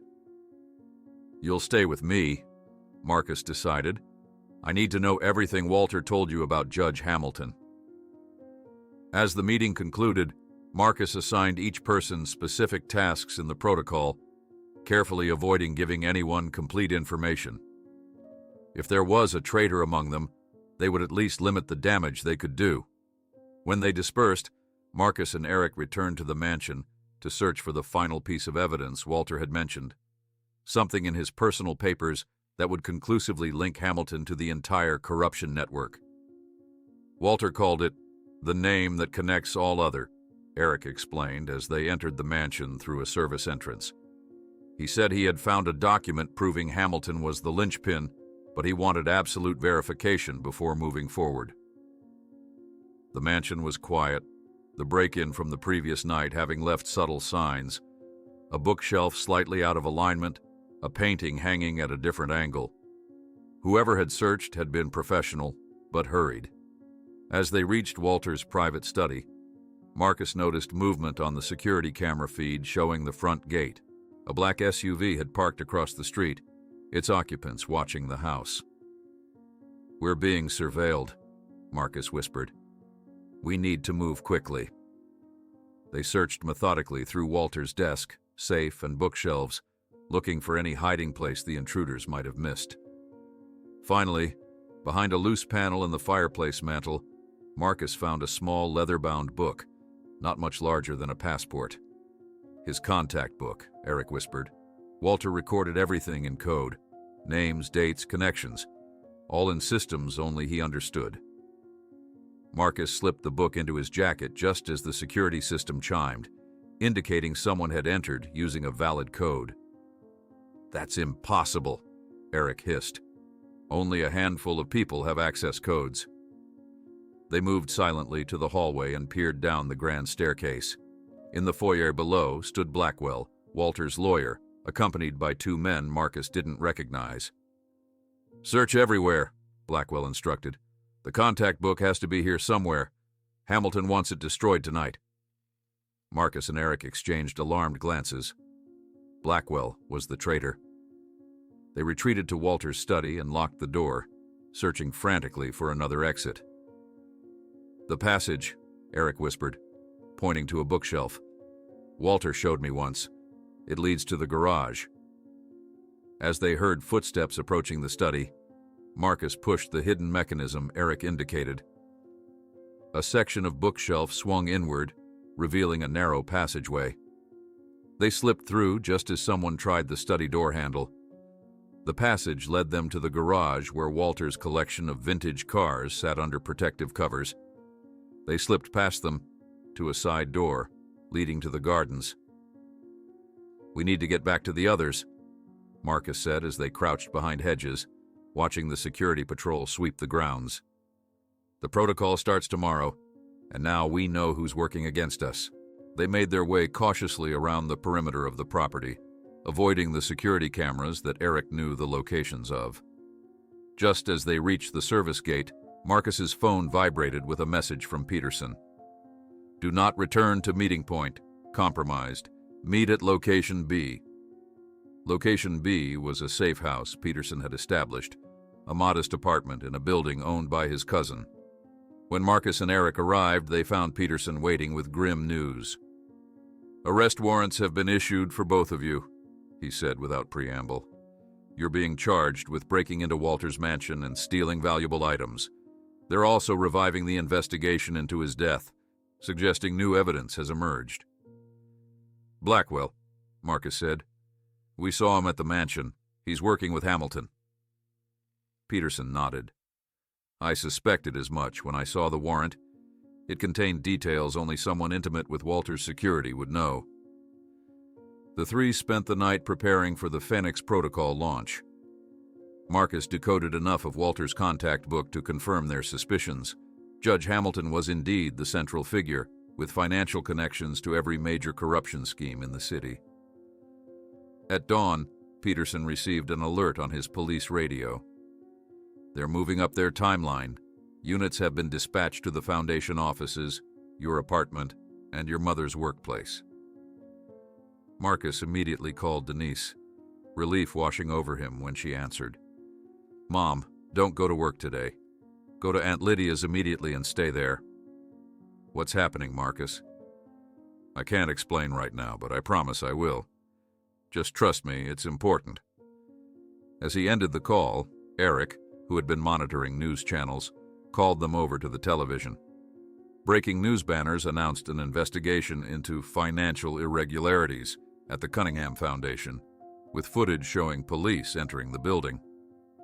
They're trying to seize everything before we can implement the protocol, Marcus realized. We need to activate it now. Using the secure communication method Walter had established, Marcus sent the activation code to Montgomery, Howard, and Aisha. Within minutes, confirmation signals came back from Howard and Montgomery, but Aisha's response was delayed. Something's wrong, Eric said, staring at the screen. Aisha should have responded immediately. When her message finally came through, it was brief. Foundation systems compromised. Alternative deployment necessary. Meeting backup location in 30 minutes.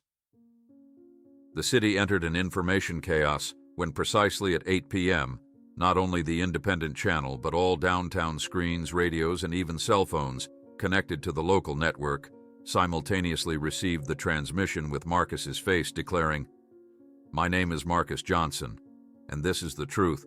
Walter Cunningham died to protect."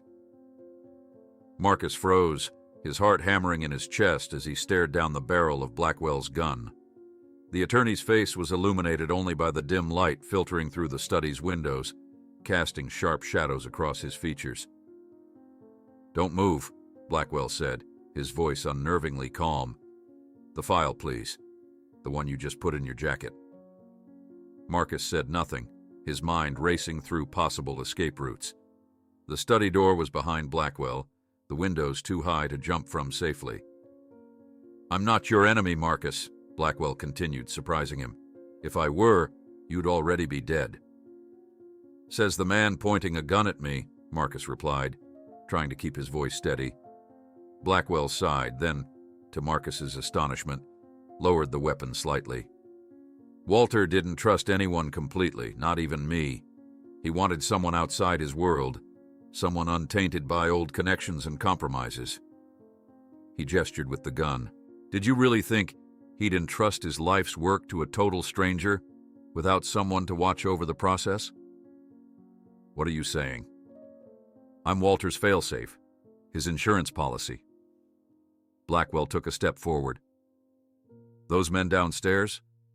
They think I'm working with them to find Walter's evidence. In reality, I've been monitoring who's connected to Hamilton, mapping the network from the inside." Marcus remained skeptical. "You expect me to believe you're a double agent?" "I expect you to be as cautious as Walter taught you to be." Blackwell finally holstered his weapon. "Walter and I had a complicated relationship.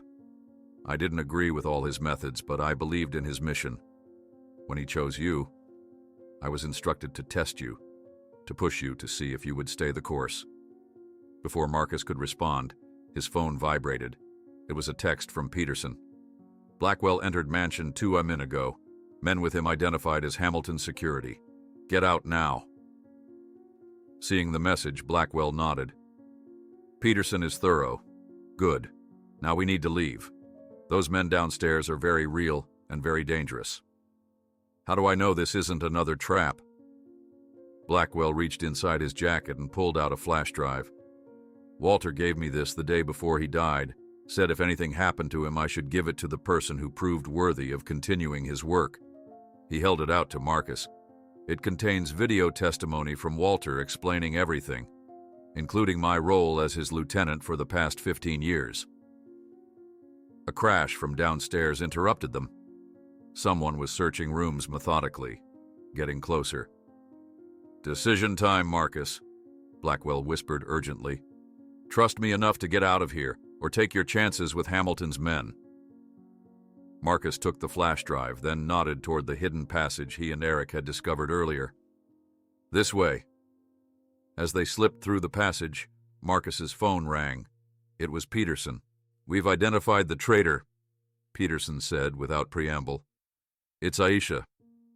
She's been passing information to Hamilton for months. We found encrypted communications on her Foundation computer." "Are you sure?" Marcus asked, thinking of the young woman who had seemed so dedicated to exposing the truth. "Positive. She accessed files on all of Walter's protected witnesses 2 days ago. That's how they found Eric." As Marcus and Blackwell emerged from the mansion through the hidden exit, they spotted Hamilton's men spreading out across the grounds. "My car is 2 blocks east," Blackwell said. "If we separate, one of us might make it." "No," Marcus decided. "We stay together. I need answers, and you claim to have them." They made their way through neighboring properties, avoiding streetlights and security cameras using the routes Blackwell knew from years of working with Walter. 20 minutes later, they were driving away in Blackwell's nondescript sedan. "Take me to the others," Marcus instructed. "Peterson and Montgomery need to hear whatever you have to say." At a motel on the outskirts of town, Peterson opened the door with his gun drawn, lowering it only slightly when he saw Blackwell. "You've got exactly 30 seconds to convince me not to arrest you," Peterson growled. Blackwell calmly placed his own weapon on the table, along with the flash drive. "Walter Cunningham's final testimony. He explains everything, including my role as his chief investigator for the past 15 years. Montgomery, who had been working on a laptop in the corner, approached cautiously. "I never fully trusted you, Blackwell. You were too close to the Foundation's finances not to have noticed the embezzlement." "I noticed. I documented. I reported to Walter." Blackwell sat down, his posture relaxed despite the tension in the room. "We allowed certain activities to continue because they led us to bigger fish, Hamilton being the largest." Marcus connected the flash drive to Montgomery's laptop. The video showed Walter, clearly ill but mentally sharp, recording from his study just days before his death. "If you're watching this," Walter began, "then Marcus Johnson has proven himself worthy of continuing my work, and Theodore Blackwell has determined it's time to reveal the full scope of our operation." For the next 15 minutes, Walter detailed how he had built a complex web of surveillance and intelligence gathering across the city's power structures. Blackwell had been his first recruit, a young attorney who had witnessed judicial corruption firsthand and approached Walter with evidence. "Theodore has played a dangerous game," Walter explained, "appearing to serve the corrupt while actually documenting their crimes. His position close to Hamilton has been our most valuable asset." When the video ended, Peterson still looked suspicious. "Convenient. But this could have been recorded under duress." "Walter anticipated your skepticism," Blackwell replied. "The flash drive also contains files detailing my reports to him over the years, including evidence against Hamilton that only someone working closely with him could have obtained." As Montgomery verified the files, Marcus's phone rang. It was Howard, his voice tense. "They found your mother," he said without preamble. "Men watching her sister's house. She's safe for now. I had someone move her to another location, but they're getting desperate." "The Phoenix Protocol needs to happen now," Marcus decided. "We can't wait any longer." Without the final piece linking Hamilton directly to the corruption network, the evidence might not be strong enough, Montgomery warned. "We have it," Marcus responded, pulling Walter's contact book from his jacket. "This contains coded records of every payment, every connection. Blackwell can help us decode it. if he's really on our side. Blackwell took the book reverently. Walter's lifeline. He recorded everything in a cipher we developed together. I can translate it, but it will take time. Time we don't have, Peterson interjected, holding up his phone. Arrest warrants have been issued for all of us, including you, Blackwell. The charges include conspiracy, obstruction of justice, and evidence tampering. They're burning everything down to protect Hamilton, Blackwell murmured, already working on decoding the contact book. This is their endgame move. Marcus made a decision. We split up. Blackwell and I will finish decoding the evidence. Peterson, get to your trusted officers. We'll need legitimate law enforcement when this breaks. Montgomery, prepare the legal framework for what comes next. As they prepared to separate, Blackwell looked up from the book. I found something. The missing connection we needed.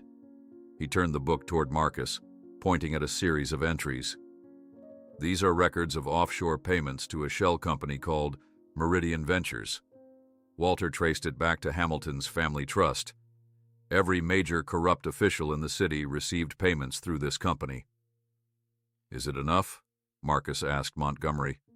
With this and what we already have? Yes. It connects all the players to Hamilton directly. They worked through the night, preparing for the simultaneous release of all evidence the next morning. Blackwell's decoded information proved invaluable, filling the gaps in Walter's documentation and providing the critical links that completed the picture of corruption. At dawn, as they finalized the preparations, Marcus received a video call from an unknown number.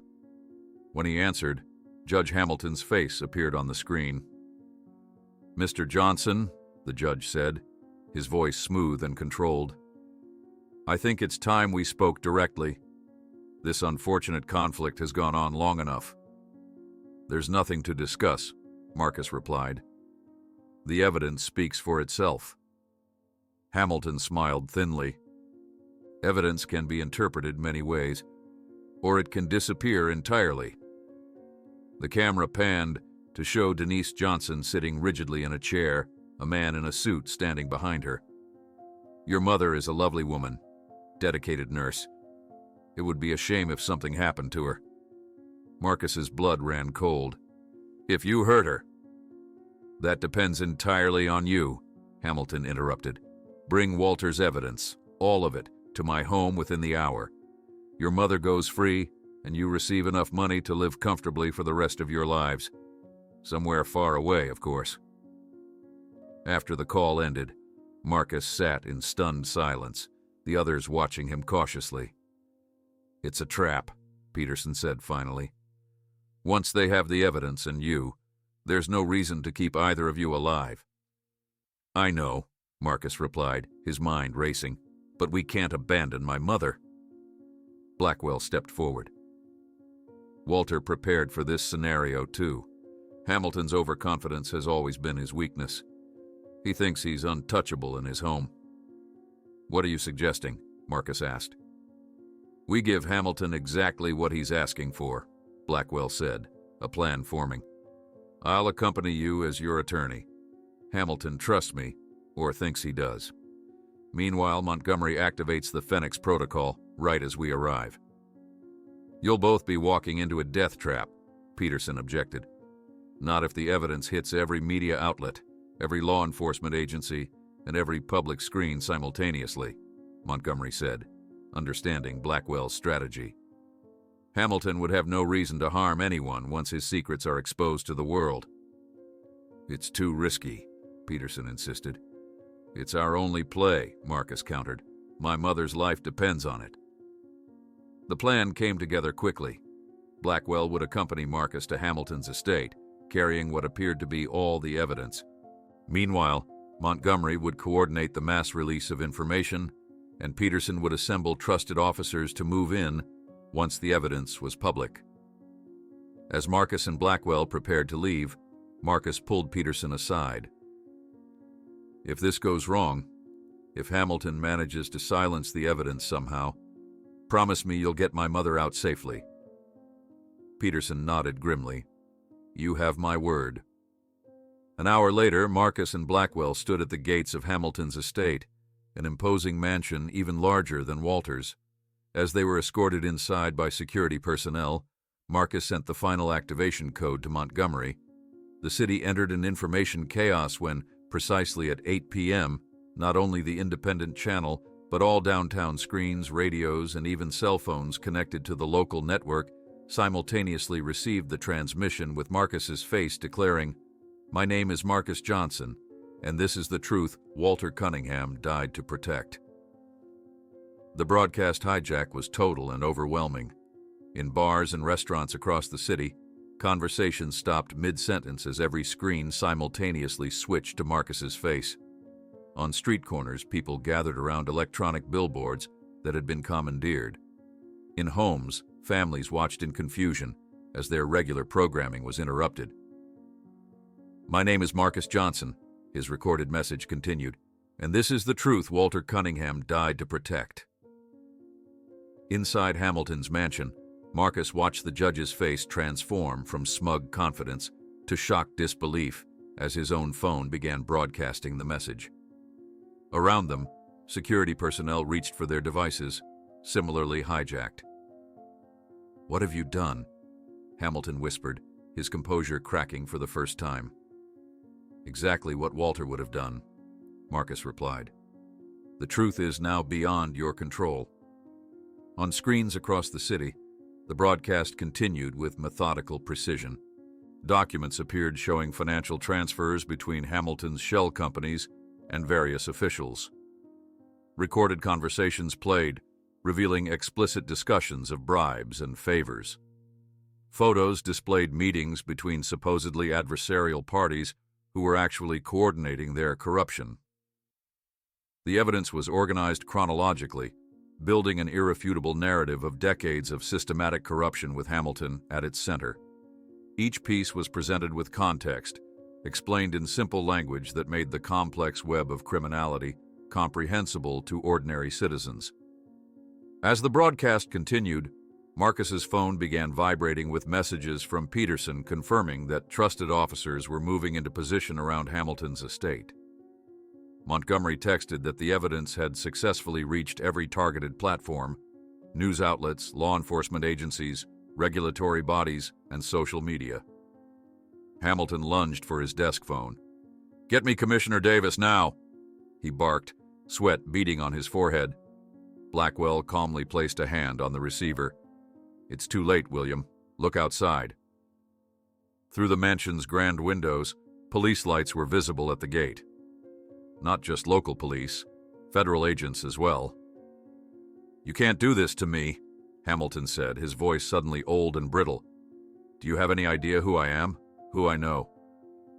"Everyone knows exactly who you are now," Marcus replied. "That's the point." Across the city, the coordinated exposure triggered immediate reactions. At City Hall, the mayor was being questioned by reporters who had gathered in response to the broadcast. The commissioner of police, surrounded by internal affairs officers, was being escorted from his office. Banking executives were calling emergency board meetings as their stock prices began to plummet in after-hours trading. Hamilton's security team, uncertain what to do as their employers' crimes were being broadcast on their own devices, began to disperse. The man guarding Denise quietly departed, leaving her alone in the sitting room where she had been held. "Mom," Marcus called, rushing to her as soon as he spotted her through an open door. Their reunion was brief but intense, interrupted by the arrival of Peterson and a team of officers at the mansion's entrance. "Judge William Hamilton," Peterson announced formally, "you're under arrest for racketeering, bribery, obstruction of justice, and conspiracy." As Hamilton was led away in handcuffs, still protesting that there had been a mistake, that he was the victim of a conspiracy, Marcus received another call. It was Aisha. "I saw the broadcast," she said, her voice tight. "They're saying I betrayed you." "The evidence was clear," Marcus replied cautiously. "Encrypted communications from your foundation account." "Not from me," she interrupted. "I was framed." "Think about it, Marcus. If I were working for Hamilton, why would I have helped you find Walter's archives? Why risk meeting you in the park to warn you? Marcus hesitated. Where are you now? Somewhere safe. I can prove I was framed, but I need to do it in person. The Foundation systems were more compromised than we realized. Someone had access to all our credentials. The next 72 hours passed in a blur of activity. As Hamilton and his associates were processed through the justice system, the full impact of the Phoenix Protocol reverberated through the city's institutions. Resignations came in waves, first from those directly implicated, then from those who feared their own connections might be exposed next. Marcus worked with Montgomery to ensure the Foundation remained operational through the turmoil. Many programs that had been defunded under the corrupt administration were immediately reinstated, including the vocational training initiatives Walter had started decades earlier. 3 days after the broadcast, Marcus arranged to meet Aisha at a public library. Peterson stationed plainclothes officers nearby, still uncertain of her loyalty. I can prove it wasn't me, Aisha said without preamble, sliding a thumb drive across the table. This contains access logs showing someone using my credentials when I was physically at the hospital visiting my mother. The timestamps don't lie. Marcus had the drive thoroughly checked before reviewing its contents. The evidence was convincing. Someone had indeed framed Aisha. But who? The answer came unexpectedly from Blackwell, who had been systematically interviewing Foundation employees. A junior IT administrator admitted to changing access logs and planting evidence under pressure from Eleanor Preston, Walter's niece, who had maintained connections to Hamilton even after her arrest. With Aisha exonerated and the immediate crisis contained, Marcus turned his attention to rebuilding. The Foundation's reputation had suffered from the public exposure of corruption, but its new transparency was slowly restoring confidence. A month after the broadcast, Marcus held a press conference to announce the Foundation's restructured mission. Standing at the podium, he looked out at the assembled journalists and community members. The Cunningham Foundation was created to help young people overcome the barriers that poverty and systemic inequality place in their path, he began. Today, we recommit to that original purpose. Our new board of directors includes community leaders, education experts, and former beneficiaries of the Foundation's programs. We've already approved funding for 5 new vocational training centers in underserved neighborhoods. The questions from reporters were pointed, but fair.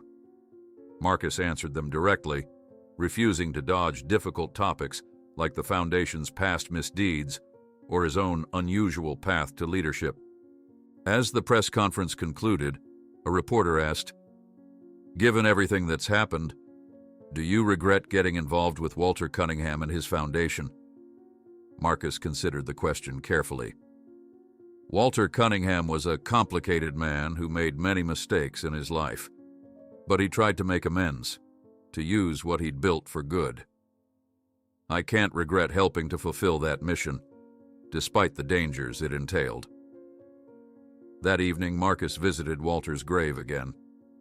The simple headstone remained unchanged, but Marcus viewed it differently now, understanding more fully the complex legacy he had inherited. "I still don't completely understand why you chose me," he said to the silent stone. "But I think I'm beginning to see what you saw, that sometimes it takes someone outside a broken system to fix it. Someone who hasn't learned to accept corruption as normal." As Marcus turned to leave, he noticed Howard waiting by the cemetery gate. "I thought I might find you here," the elderly man said, as Marcus approached. "Old habits die hard. Walter used to come here too, to visit our parents' graves and think through difficult decisions." They walked together toward the parking area, Howard sharing more stories about Walter's early years, humanizing the larger-than-life figure Marcus had come to know through documents and recordings. "What happens now?" Marcus asked as they reached their cars. "Hamilton's network is exposed. The Foundation is being reformed. Is this what Walter wanted? Is it finished?" Howard's weathered face creased with a knowing smile. Walter never saw corruption as something that could be permanently defeated, only continuously fought against. New networks will form. Different players will emerge. The Foundation's work, your work now, is to remain vigilant. In the weeks that followed, Marcus settled into a new routine. The Foundation headquarters was relocated to a more modest building, reducing operating costs that could instead support programs. The mansion was converted into a learning center and museum dedicated to exposing corruption and promoting civic engagement. Denise Johnson became the director of the Foundation's Community Health Initiative, using her nursing experience to design programs addressing healthcare disparities across the city. Peterson retired from the police force to lead a new accountability division within the Foundation, training citizens to recognize and report corruption. 6 months after the Phoenix Protocol, Marcus received an unexpected package. Inside was a key, different from the one Howard had given him, and a note in Walter's handwriting. For the next chapter, when one door closes, another opens. The key led Marcus to a safe deposit box containing Walter's private journal, not the coded business records he had found before, but personal reflections spanning decades. The final entry, dated just days before his death, read, "I believe Marcus Johnson is the right choice, not because he's perfect, but because he questions everything, including himself. The Foundation needs a builder now, not just a fighter. Someone who sees beyond the battles to the world we're trying to create." That evening, Marcus sat on the balcony of his apartment, Walter's journal in his lap, watching the sunset over the city skyline. For the first time since this journey began, he felt a sense of genuine purpose rather than just reactive urgency. The Foundation was becoming what Walter had originally intended, a force for positive change, a counterbalance to entrenched power. His phone rang, displaying Peterson's number. "You need to see this," the former detective said without greeting. "We've been monitoring offshore accounts linked to Hamilton's network. There's been movement. Significant transfers to new entities we can't identify." "I thought we froze all those accounts," Marcus replied, alert again. "These are accounts we didn't know about until now. Someone's consolidating resources, preparing for something." Peterson paused. "And there's more. Remember those surveillance photos that came anonymously before the broadcast? I traced the digital signature. They came from a server registered to Howard Cunningham." Marcus's gaze shifted to Walter's journal, to the final line he had just read. "Trust, but verify, especially family." He realized with sudden clarity that Walter's story, and his own, was far from complete. As night fell over the city, Marcus began making notes, connecting new dots, picking up the threads Walter had left for him. Somewhere out there, beyond the victory they had achieved, a new challenge was forming, and Marcus Johnson was ready.